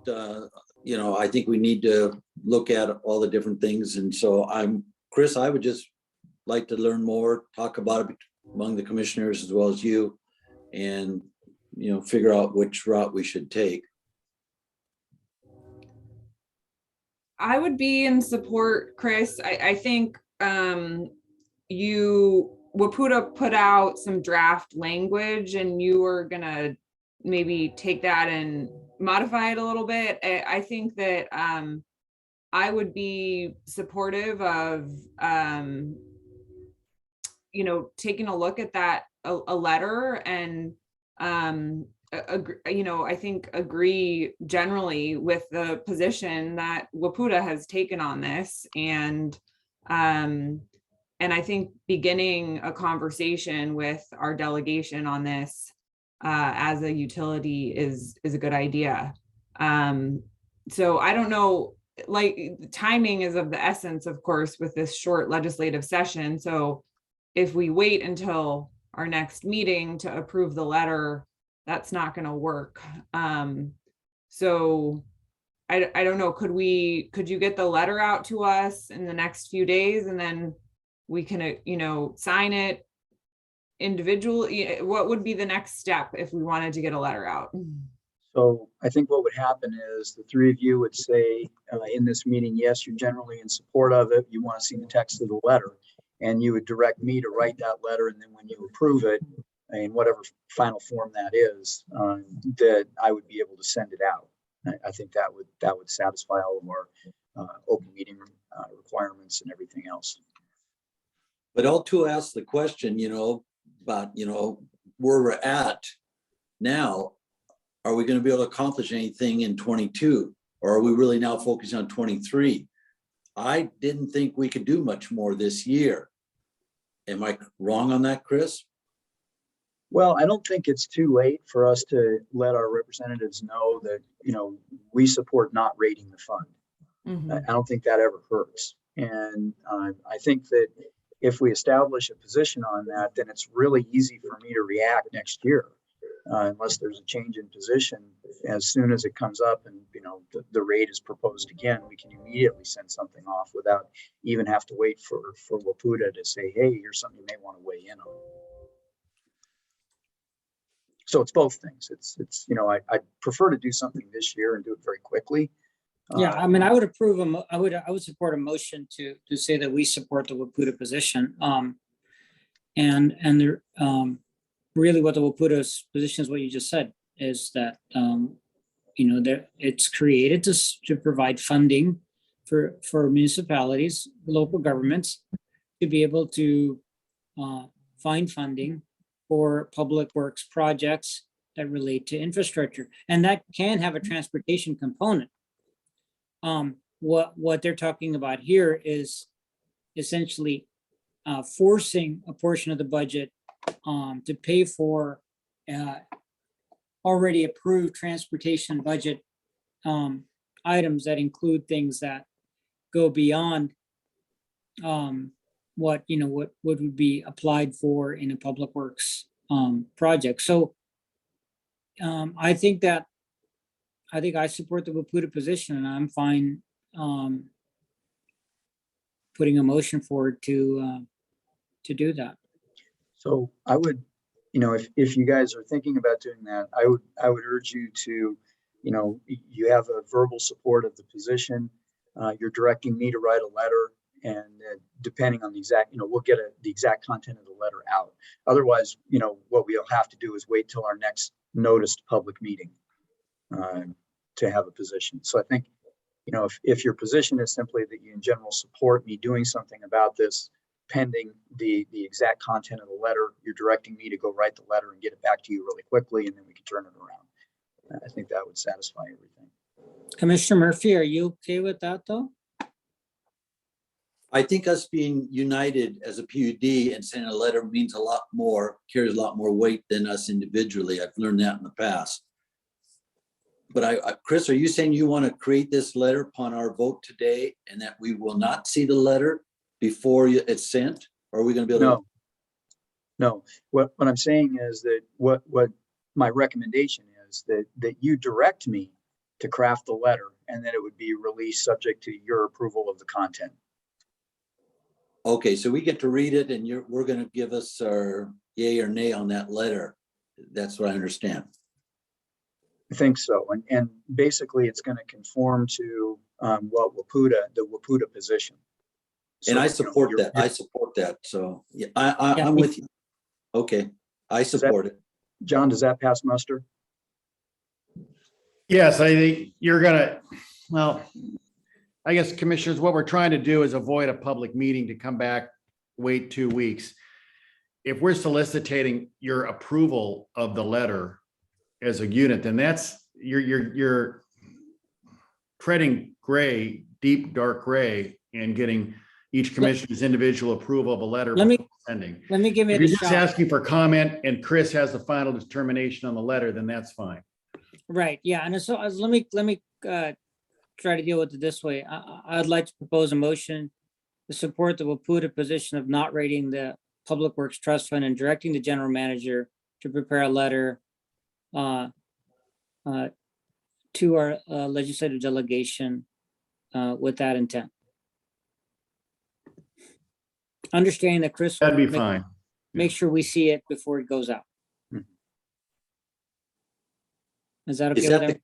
Is that the concern, John? We can't hold it up first by seeing it without a public meeting, or do we just? Yeah, the general manager can have you review a letter and provide comments, and then, but he has the final decision on the content. Okay. If you're looking to say, I need to see it and bless it, then that's a commission action. We're just directing the general manager to prepare a So you're letter. telling him now by Commissioner Deshmati's motion, which was the right motion, if I understand what's trying to happen here, is that Chris is going to draft a letter, he'll solicit your individual input, and he'll make the final call on the language and send it out. It won't come back to a commission for review or approval formally or informally. If that's all Tool's motion, I second it. That is my motion, yeah. I'll repeat the motion. So my motion is to direct the general manager to prepare a letter in support of Waputa's position of not raiding the Public Works Trust Fund.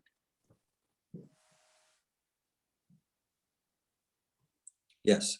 Second. Okay, there's a motion and a second. Any further discussion? I guess for me, I have one last discussion point. I'm just looking at the email. I mean, the Waputa position is that relates to SB 5. It was emailed out on March 2nd from Waputa, and they actually had a draft letter in there. So I think what we'll see, Chris, is probably very similar to that draft letter that was sent out on March 2nd by Waputa from you. Yes, there were a couple of draft letters that I've seen, but there are 6 key points that Waputa has below. And that's, I'm just going to write language around those 6 points. The first is that we oppose the diversion of tax revenue. And then it observes that the revenues were supposed to start coming back in 2023. And that those were, the third point is that those were previously diverted already. And that fourth point is we continue to fall behind on basic infrastructure, specifically water infrastructure. The fifth is that there will always be these competing priorities. They cite transportation. And the last is that we oppose the diversion in the future of these funds. So those are the 6 points. I would write a letter around that and get your comments and then send it out. That's good because I've read that letter, so and I supported that. So good. Okay. Okay, so we have a motion and a second on the table. Any further discussion? All those in favor, please signify by saying aye. Aye. Aye. Aye. My Thanks, commitment is Chris. to get it back as quick as I can. Okay, thank you, John and Chris, for your help with that conversation. Moving on to 6E, select board representative for the Northwest Public Power Association for 2022. Commissioner Grant, I just wanted to say, was there any other legislative discussion that we Oh, needed? good point. Yeah. I actually wasn't able to make it to the Thursday legislative call. I don't know. So I don't have anything else. Me either. Yeah, and I missed that Thursday call, and I believe Steve did as well. We were just all jammed up last Thursday. Andrew tracked all of the broadband stuff. That was great. And I tried to get into that meeting and couldn't, so I I finally had gave the up. same problem, Mike. I couldn't find the Zoom link. Yeah, me neither. Okay, well, thank you, Atul, for bringing that up. It sounds like we don't have any other pressing legislative matters. So can we talk now? Let's move on to talking about this representative for NWPPA. And is that going to be you, Chris, or Ann? It can, in terms of leading the discussion, or Yeah, who's gonna, so who will introduce this item? well, I think that we just need to pick a board representative. And Okay. do you want it to be one of the commissioners, or do you want it to be someone from staff? And that's really your call. If you want it to be somebody from staff, that was a role that I had in Seattle and again in Snohomish as COO in both organizations. So, you know, I'd be perfectly willing to do that myself. I think most of the people who are on the board, though, are elected members of the different utilities. Commissioner Deshmani, did you have your hand up? I'd like a commissioner to do it, and it doesn't matter to me which commissioner. In the past, I have taken the initiative and shown up to PPC. Sorry, PP. NWPPA. Yeah, NWPPA. NWPP, and Yeah. I have shown up, but it doesn't matter who covers it. And we can pass the ball around too. So. Okay, well, I was the voting delegate for last year. And I'm happy to pass the baton. I am not able to go to the conference in Coeur d'Alene on May 22nd to the 26th. I don't know that it matters though. I think if any of us want to go, we could go. Mhm. But if, I don't think there's any reason why our voting delegate would need to go to that conference, right, Chris? Generally not. It's a good Okay. conference, and there's a lot of good speakers there and all that kind of stuff. But yeah, I don't think there's a reason to be there in person. The actual board meeting, I think, will be a hybrid type meeting. I think they'll Yeah. allow you to come in.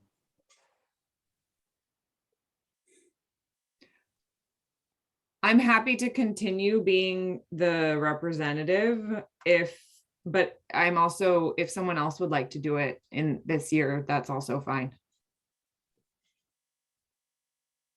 If I can ask Christine, last year, 21, Mhm. what did you do there last year? What was the role you took? Basically, I mean, they have, NWPPA does all kinds of educational events and legislative updates. I believe we probably all get those email updates either sent directly to our inbox or forwarded from Anne.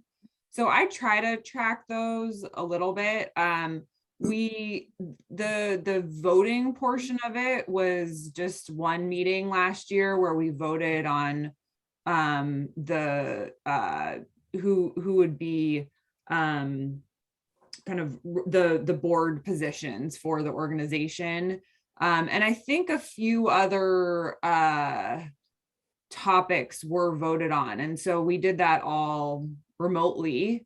But yeah, there was only one meeting where there was voting that happened.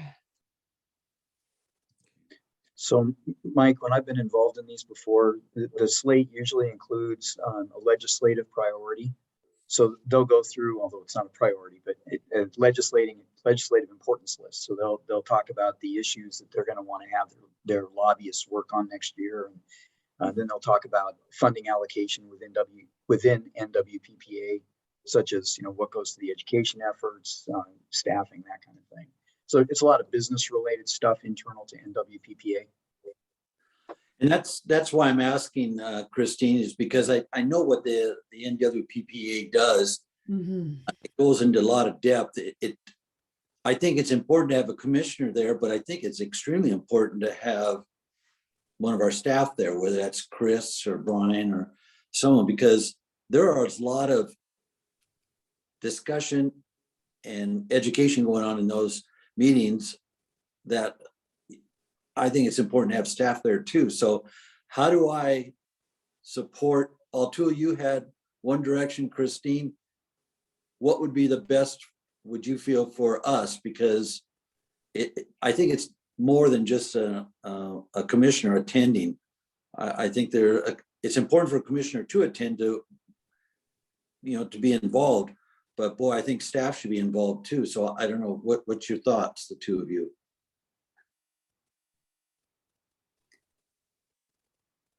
Well, I mean, I think some of this is about how we do both commissioner and staff education on issues, and especially as we're coming out of the pandemic.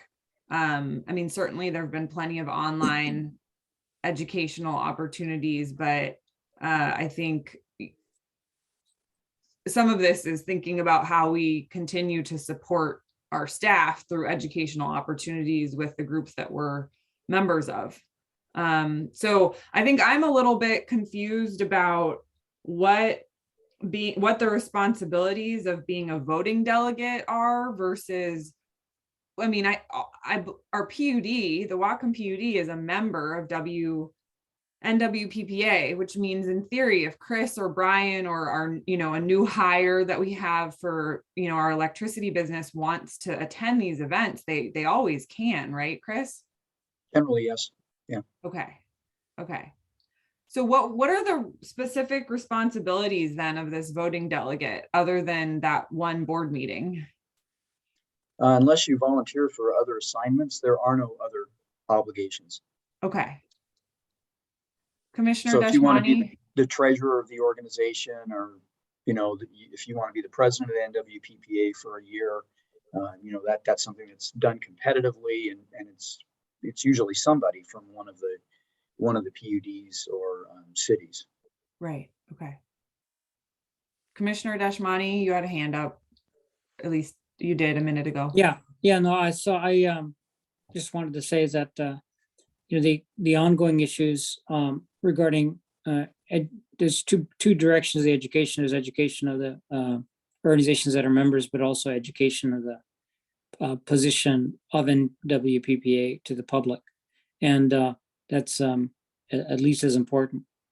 And so issues around, in adding an awareness and, education around, reliability, demand response are two things that, I think Commissioner Grant, you and I, have specifically raised attention to. I think we can continue to do that. It doesn't matter who the, voting representative is, but making sure that that kind of, thinking is incorporated into the, education and outreach efforts of the NWPPA.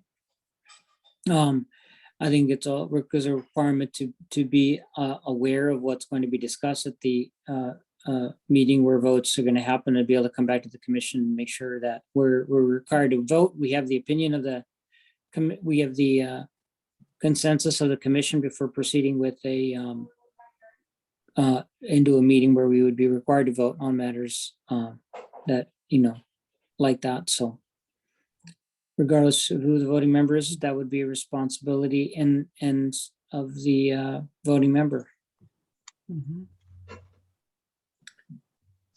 Well, how about if I go ahead and do a little research? Because, I mean, first of all, remember, this is a power-only organization. Mhm. So, we're not going to have as much, desire to intervene on a policy level. We're kind of free riders on the whole thing. So let me find out what education is being offered in this particular one, and how much of that is offered online, as opposed to making a trip over to Coeur d'Alene, and then what the agenda is for the actual board meeting, and get that back to the three of you, and we can have a brief discussion on that next time. But I think that we should have someone there who votes on it and is informed, but I'm just not sure how big a voice we want to have. Okay. Okay. So are we gonna table this then? Yes, that would be my Okay. recommendation. Okay. Let's see. John, do we need to make a motion to table this? No, I don't believe so. You can just put this back on the agenda. Okay. Okay, that sounds good. Chris, let us know when you want us to put this back on the agenda. And then, I'll have it back to you pretty quickly, the information. Okay. So we probably have it next time, make a decision, and then it'll be off the agenda. We'll take care of it. great.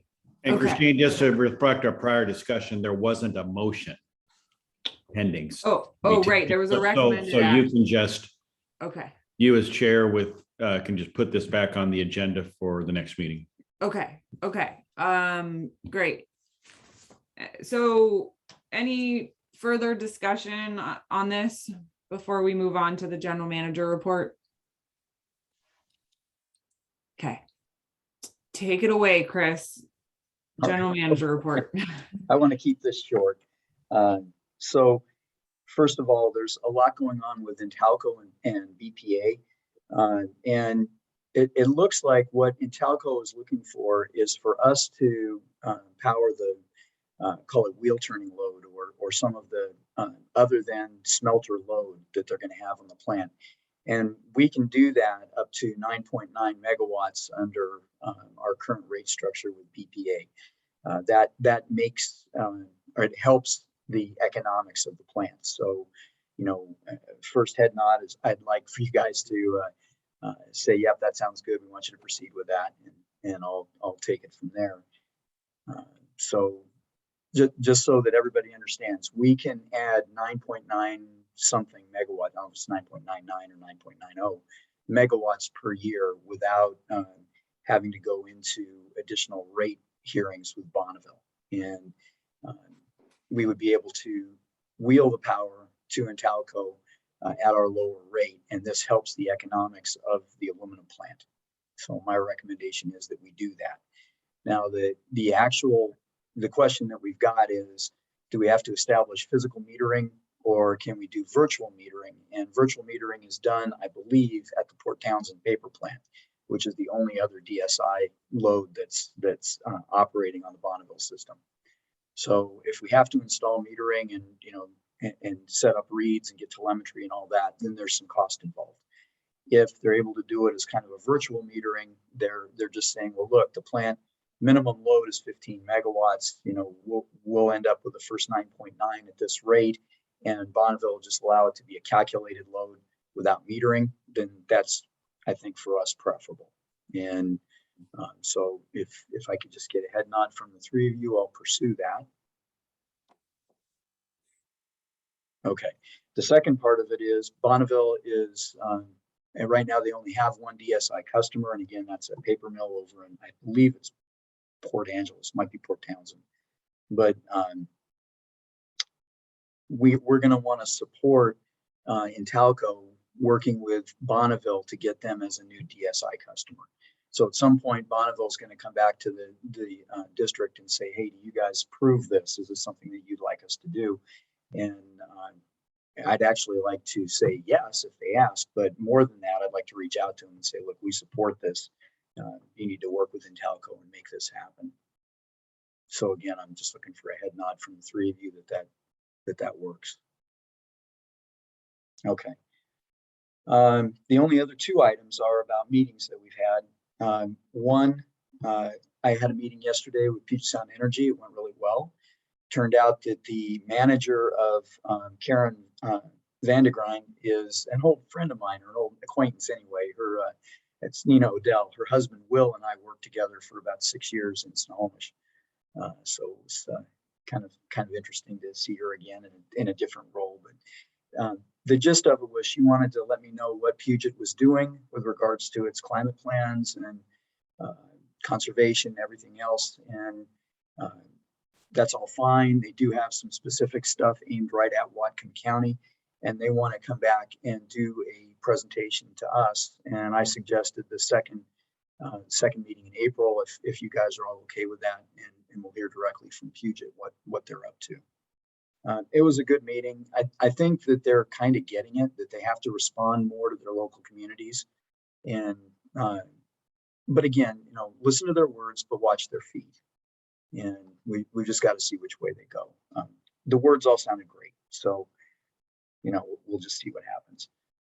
And they're obviously, if you know these folks, they're very, very nice people. So easy to talk to, and like I said, it was a good meeting.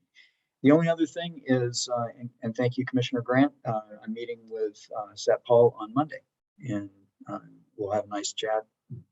I can talk to him about all the things that we're doing with water, what we're doing with broadband, and we'll want his support. You know, we're going to be looking for matching funds from the county, just like the port is. Again, we don't want to be in competition. We want to do that collaboratively, and obviously the county has a lot to say in that. So I'll be meeting with Sat Paul on Monday, and unless there are questions, that's the end of my report.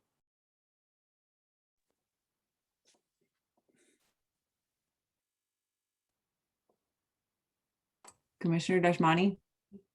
Yeah, I just wanted to follow up, is that if you can also, with PUC's presentation, let them know that we're very open to opportunities for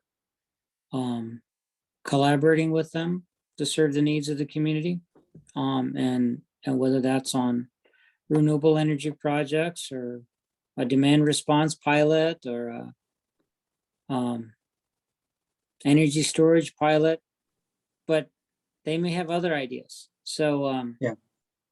Well, the good news there was part of them coming to us was that they've changed, and their outreach was, you know, we're looking for partners in this stuff. So it's exactly the mirror image of what you're saying, and that could be good. And I hope they are more focused on local communities and what they can do, because I think, you know, writ large they're doing some good stuff, but it's kind of hard when we're here in Whatcom County, and it's not, we don't have visibility into what they're doing for Whatcom County, and I think that's changing, which is a good thing. great. Related to that, I sent email about an RFP from PSC on they're looking for distributed energy resources from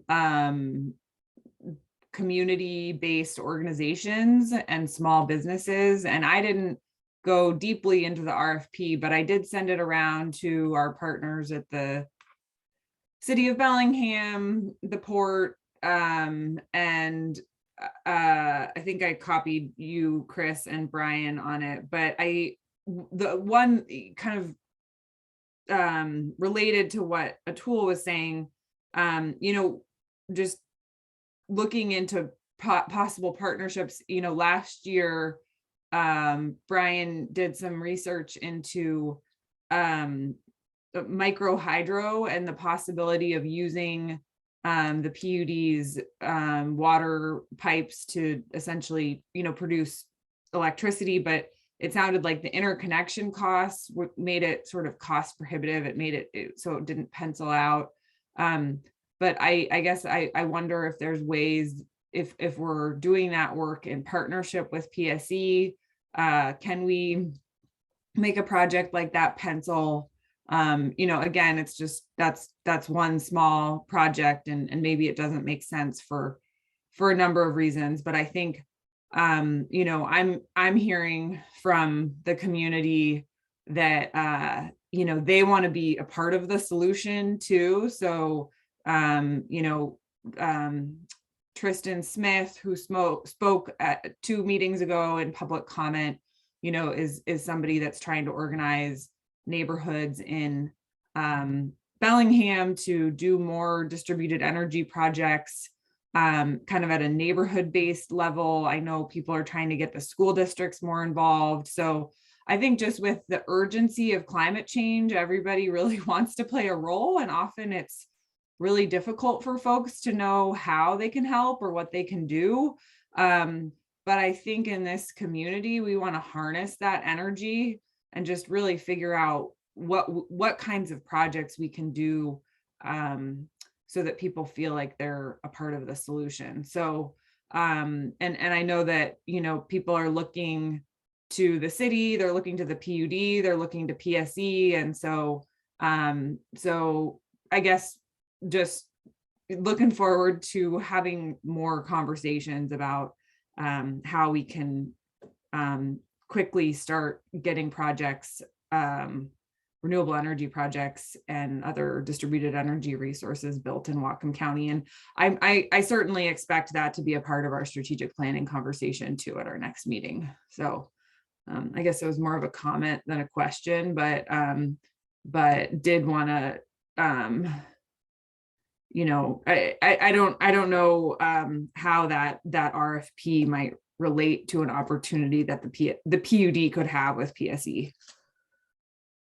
Well, I did look through that RFP when it first came out, and one of the dilemmas that we've got is that we're not eligible for investment or production tax credits because we don't pay tax. So, a lot of the things that would make sense for another organization to do don't make any sense for us financially, and it would just be a burden on our customers. That being said, forget about the DER request for a moment and set that aside. Puget does fund small solar projects for various community groups. And I've already asked staff to begin looking at what a small solar demonstration project would look like at this facility. And the intent would be to apply for state and Puget and other grants to either match our funds or fund the project. And then we could have at least a small demonstration project here on site.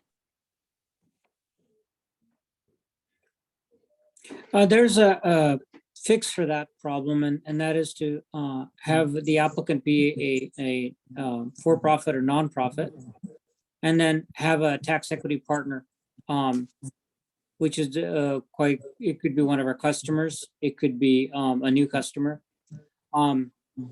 and since PFC is a for-profit company, it could be PSE. So that's one of the benefits of partnering with PSE. So regarding I just want to let the other commissioners know that I have had a meeting with Chris where I've gone through a long list of renewables projects that I've been keeping track of since becoming a commissioner and then, you know, filtering out those to the ones that are the most implementable. You know, picking out the lowest hanging fruit of those first is, I think, something that Chris is working on. And certainly the RFP could line up with that. There's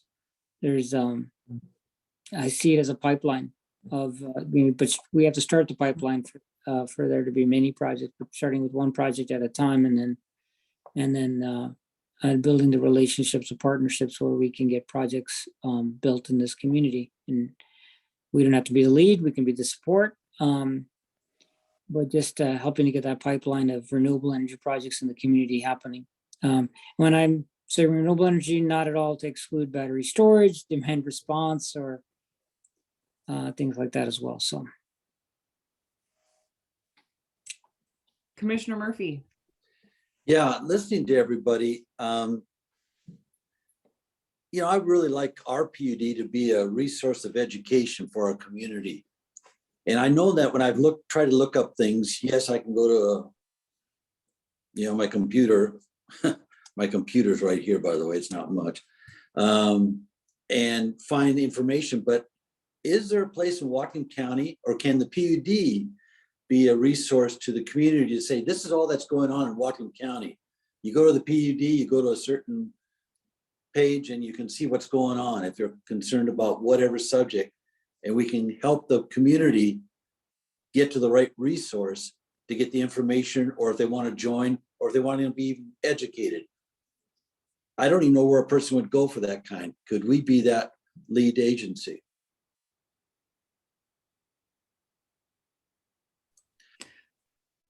Well, there's so much going on. I think it would be,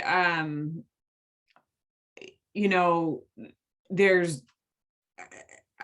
I think I would need to hear a little bit more specifics about what exactly we're hoping to educate folks on. Do you just mean what is happening in Whatcom County on climate and clean energy policy, Mike? Yes, concerning Whatcom County only, because there is a lot going on in Whatcom County. And it seems like every meeting I come to, both of you bring up things that are going on. And I have to tell you, oh, I didn't know that. So you're getting access to the information, but not everybody in Whatcom County is having that same access or knowledge and saying, oh, I didn't know that was going on. When I was started there down the road of water, you couldn't find any two places. I went to everybody, county and cities and agriculture, and nobody seemed to have the answers because no one actually worked to bring everything together for the community. And so I'm happy to say that the PUD does a lot of that today. We're involved in Whatcom County and people know they can come to us. What about other subjects? How does the community find out about things? Yeah, and I think there's efforts from the county and the people that were involved with the climate impacts work to educate the community about their work. I know that from the work that I did on the City of Bellingham's Climate Action Task Force, there was, you know, we tried to do different events to educate people, and those reports are online, and there were nonprofits that got involved trying to educate people about it. But I agree, I think it is, and then PSE certainly has their, you know, they work to educate people on what CETA is and what the timelines are for that. But it's not all rolled up necessarily. And I don't know, I don't know what we, again, not to just punt everything to strategic planning, but I think that that's a discussion about what role we see ourselves playing on this issue, how we can most meaningfully educate the community and how it compares to other priorities that we have at the organization. Chris, do you want to chime in? I'm just trying to think through, kind of what it would take to do what you're suggesting, Mike. And it might be time intensive because you'd have to first find all the stuff, then keep it updated, make sure none of the links are broken, all that kind of thing. And I'm struggling to draw a nexus between that work and our existing electric customers. It just, Yeah, because that's where it has to be funded. And I'm just, so it's one of these things where I'd have to really look at it, scope out the work. And if the work ends up being de minimis or trivial, that's one answer. If it ends up being, 2 or 3 FTEs and, then that, and a couple extra servers, and, I just don't know. I don't know what that looks like. And I understand that. And I'm sure staff is probably, I don't want to cause extra work to any of you, because that is, I'm asking for an awful lot. I just, we talk about so many different things, and I'm always surprised how many things I'm hearing for the first time. And I just wonder how much the rest of the community has no clue of who's doing what, where it's being done, and where they're at. And when they do learn, it's sometimes too late, or if they want to be educated, they don't know where to go. So, but I just recommended that we be a resource of education for our community, whatever that goes to. I'm just threw it out there. Yeah, perhaps, Commissioner Grant, you've been talking about social media strategy for over a year now. So perhaps this is the kind of thing that can show up in the kind of social media posts that we eventually get to. With that, we were not owning full responsibility for educating everybody about everything, but as it occurs, we can make posts or tweet about the subject of what's going on in the community.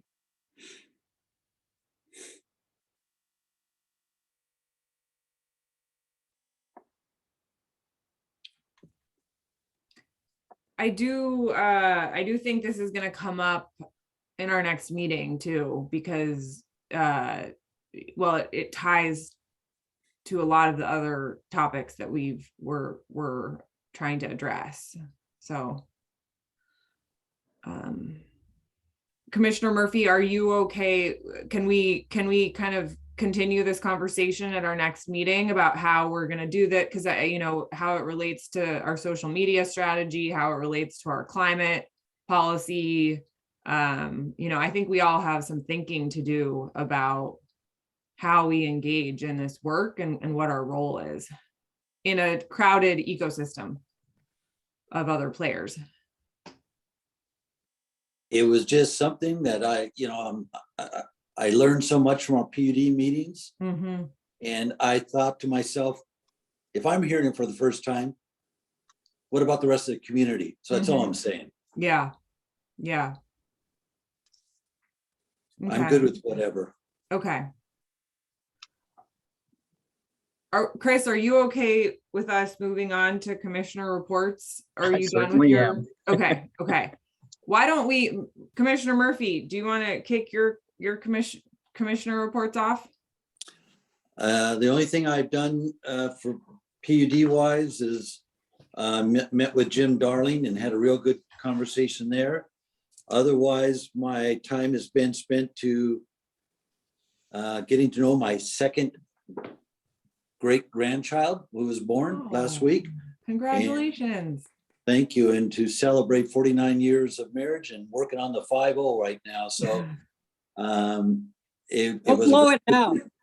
What's that? Don't blow it now. Yeah, I'll try to be good.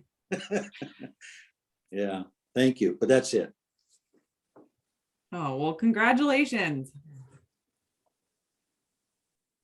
Commissioner Deshmani.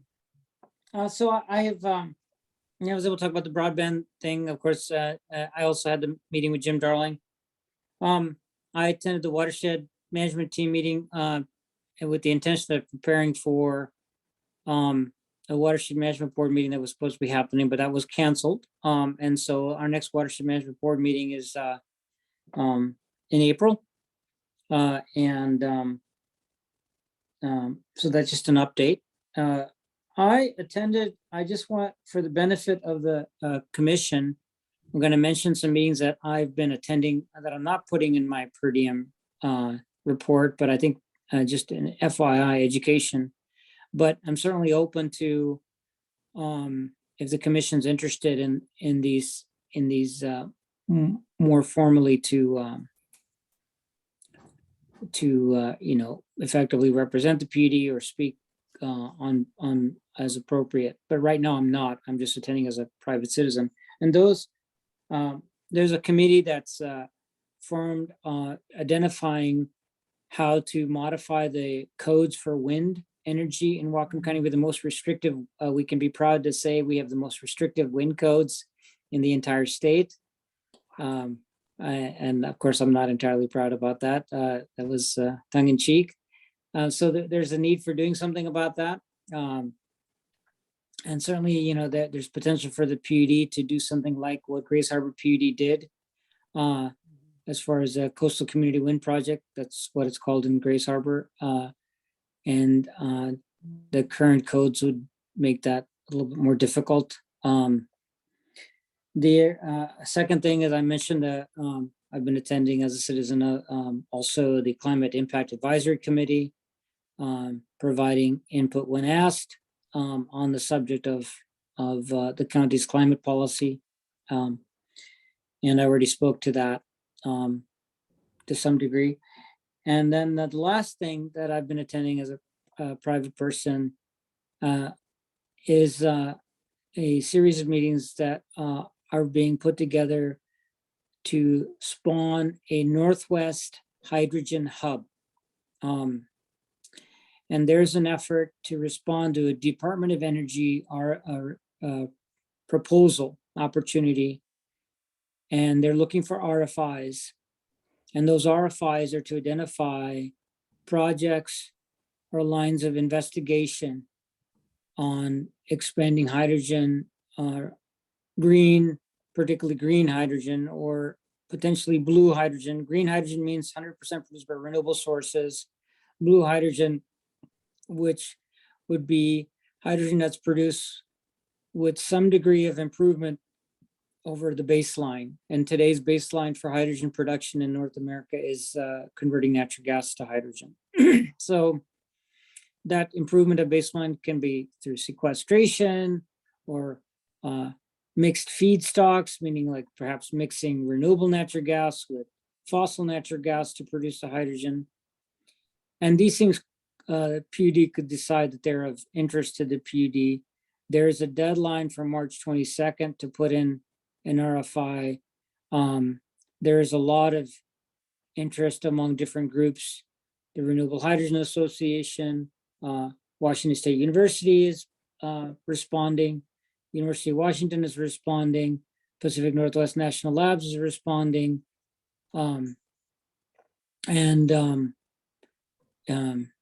If the commission has interest, I think there's a potential for us to respond as well in the capacity of seeking funds for looking at feasibility of different hydrogen projects that could happen in Whatcom County. For example, the opportunity with the support of the refinery complex to have some way of blending some amount of green hydrogen into their current hydrogen supply. It could be a potential win for the refineries, the community, as well as the PUD. Then that couldn't be strictly hydrogen produced from electricity coming from our existing supply, but that hydrogen could be produced by running some kind of a pipeline from the digesters in Whatcom County to blend with fossil natural gas for the refinery complex. So there's a variety of ways to spin that. And it certainly would be, if the feds want to fund it, a cool feasibility study to do. It's March 8th. It's due March 22nd. If we're going to pursue this, we need to move quickly. it's an RFI, so it's not very demanding. But I wanted to bring it to the attention of the commission, hear from the other commissioners. This is something what they think about, and also, of course, hear from staff of something that it would be putting a project that's on a short time frame on the burner and seeing if we can attack it. Commissioner Grant, Commissioner Murphy. I guess the thing I was thinking of while you were talking, Commissioner Deshmani, is I need to learn so much more about hydrogen. And I told Chris that too, after his presentation that he did. I think we're hearing so much more about it, and it's a topic that I feel like I still really need to educate myself on. So I'm going to defer to Chris on this. Well, yeah, I'm a self-declared expert. Other people may not agree, but I've spent over a decade working on various hydrogen-related projects, so in the private sector. So, but I have a lot to learn too. So what the Department of Energy is looking for in this particular proposal is a cluster of sources and uses for hydrogen. And I think the biggest role we could play in that would be partnering with the folks who are putting in the proposal with a support letter. I mean, literally, I think that's our involvement in this. That's the most practical thing, given the time Right. constraint. Yeah. So it's not a huge lift on the part of the utility, but on the other hand, it's not a huge contribution either. That, you know, it's the DOE, when they get one of these proposals, they'll usually get 100 letters in support. Every elected official, everybody writes, and so they'll literally have hundreds. But it would be nice to be one of those. To date, and Atul, you'll have to let us know. I don't know where the coalition locally is. I know Intalco is talking to them. I know the outfit that we've been talking to about bringing in a electrolyzer project. I think they're talking to them. But I don't know if all these folks have gotten together, or if they've even said at this point, let's get the letters of support together. So first there has to be a proposal, and then we would want to write in support of that proposal. I don't know if there is even a proposal yet. So this is different than formal proposal. So we're many steps away from formal proposals laying out specific plans. Right now we're in the stage of RFIs, where basically which are saying that there is an intent to prepare a proposal. And what they use the RFIs to do, and they're completely non-binding, meaning, and I'm not saying we should do this because it would be flaky, but we could say we're going to build a solar concentrating hydrogen derrick in the we could put any kind of crazy thing in an RFI, but we're not bound to that. And I'm not saying we should put something crazy out there, but I'm just saying it's a non-binding statement of interest to pursue projects around hydrogen. So it's a little bit that's a good thing. But even then, even preparing we're a public agency, we can't just do whatever we want to do whenever we want to do it. We do need to have some transparency and visibility into the process. So I agree that perhaps providing a letter of support to one of the entities that are putting in RFIs might be the better way to go in this short of a time frame to work with. So it's due on the 22nd. Our next commission meeting's on the 22nd. Perhaps we could have a letter that gets approved on the 22nd, then goes off to as part of the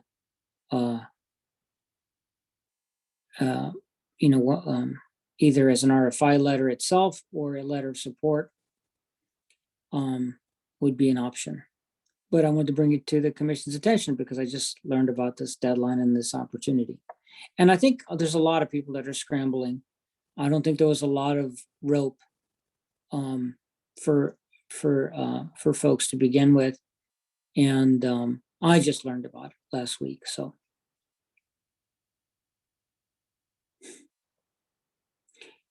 So next, I would like to suggest the next steps that we put this, perhaps Chris, you and I can work on it a little bit, identify the right point of contact to where we would provide a support letter, and then come back to the commission at our next meeting with it.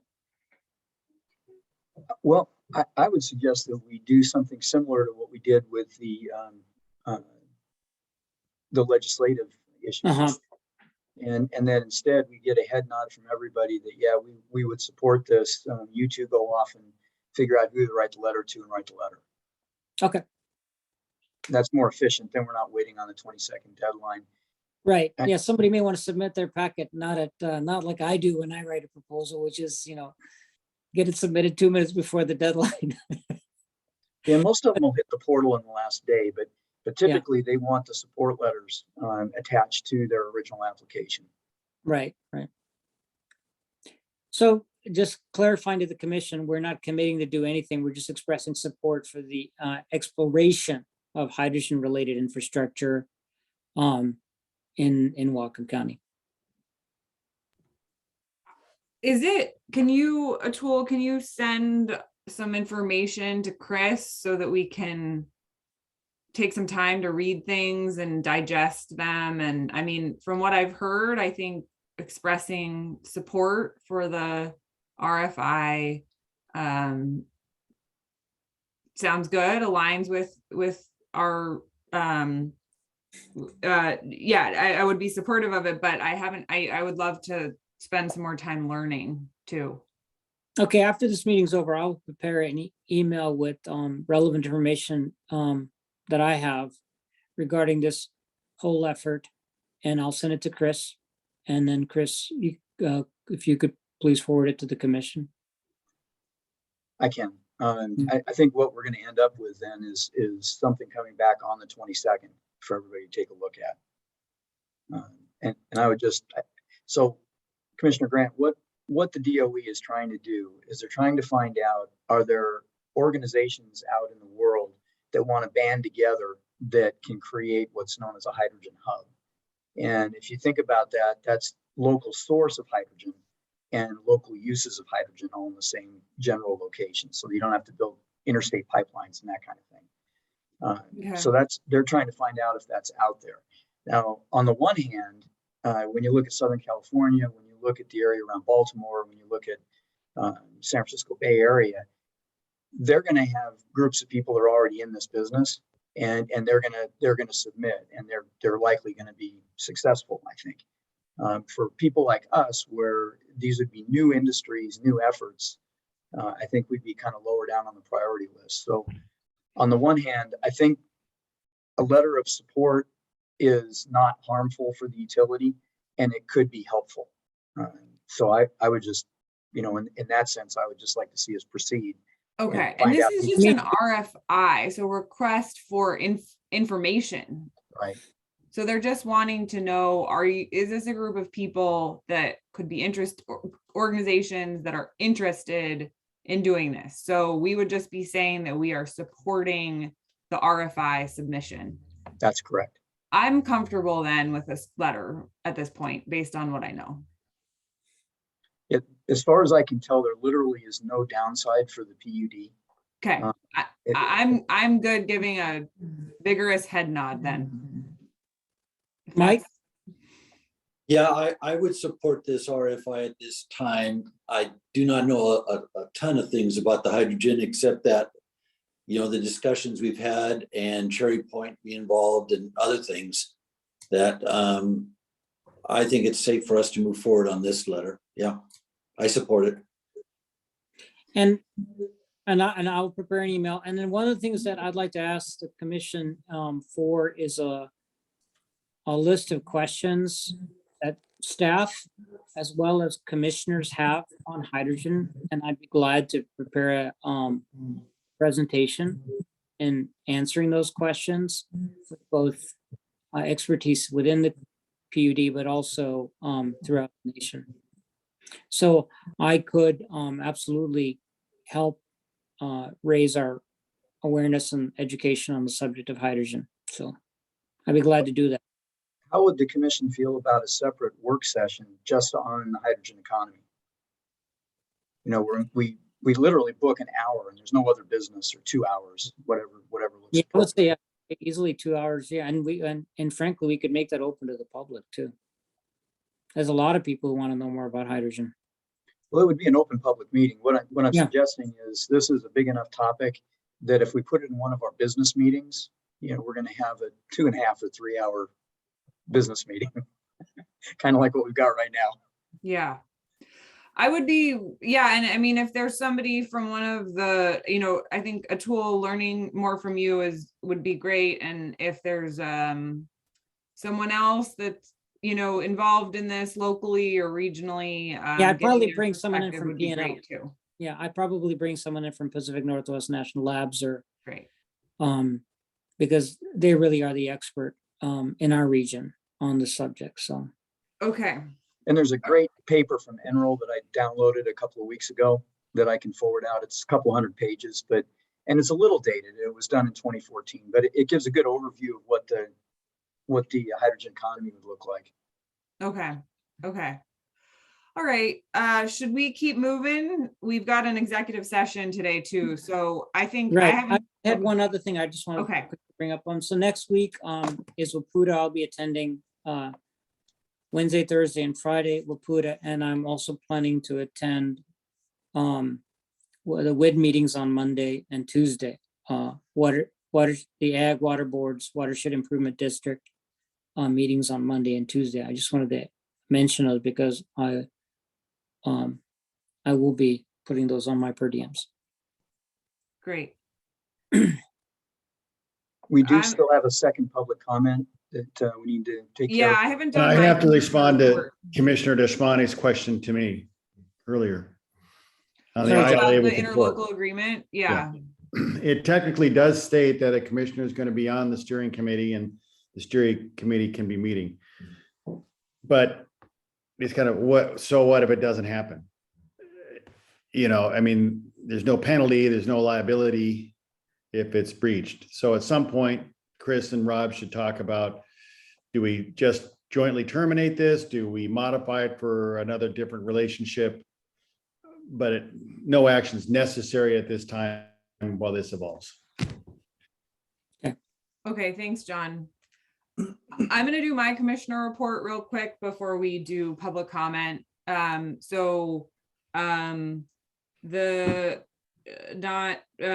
Chris and I did a meeting with the port and the Port of Whitman, and they were talking a little bit about their open access network. And I think to me, it just underscored the importance of getting the irrevocable right to use contracts right with open access networks. And so we don't need to go into the specifics of it, but I guess I'm just grateful for the expertise that both Andrew and Chris bring on those issues, and kind of thinking through how there could be, thinking ahead in terms of how those contracts really look.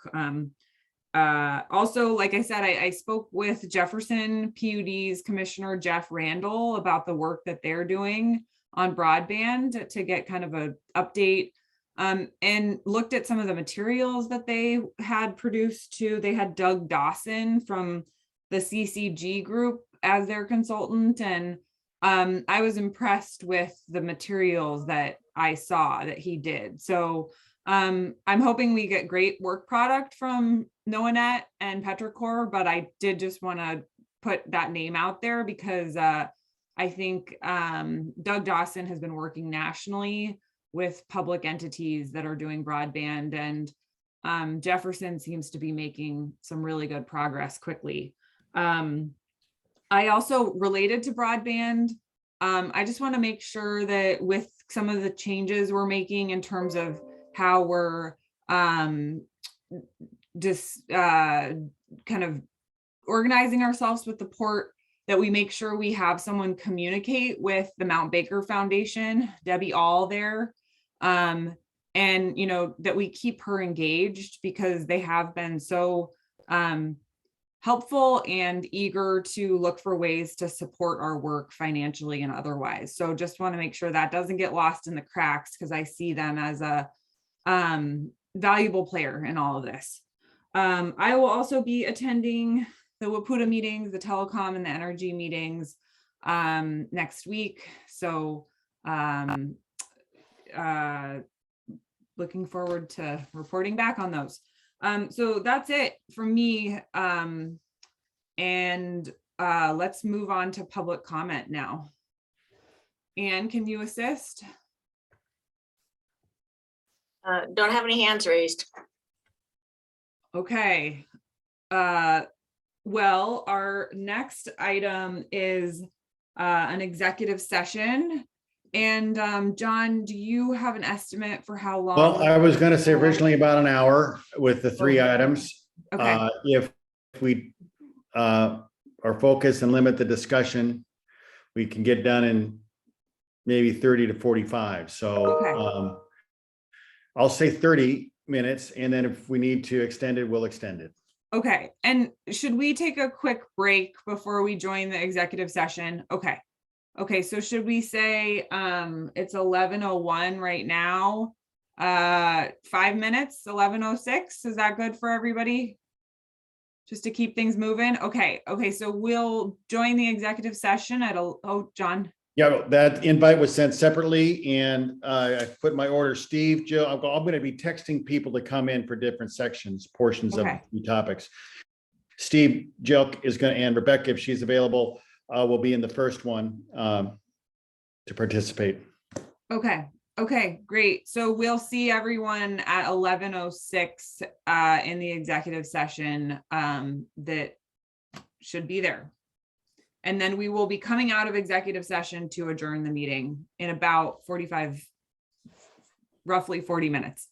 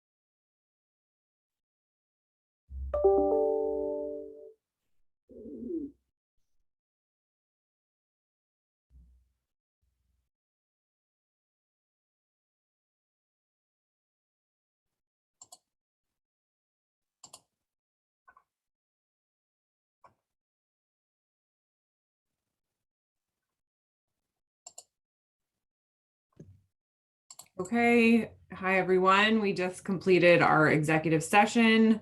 There was no action. Is there anything else today for the good of the order?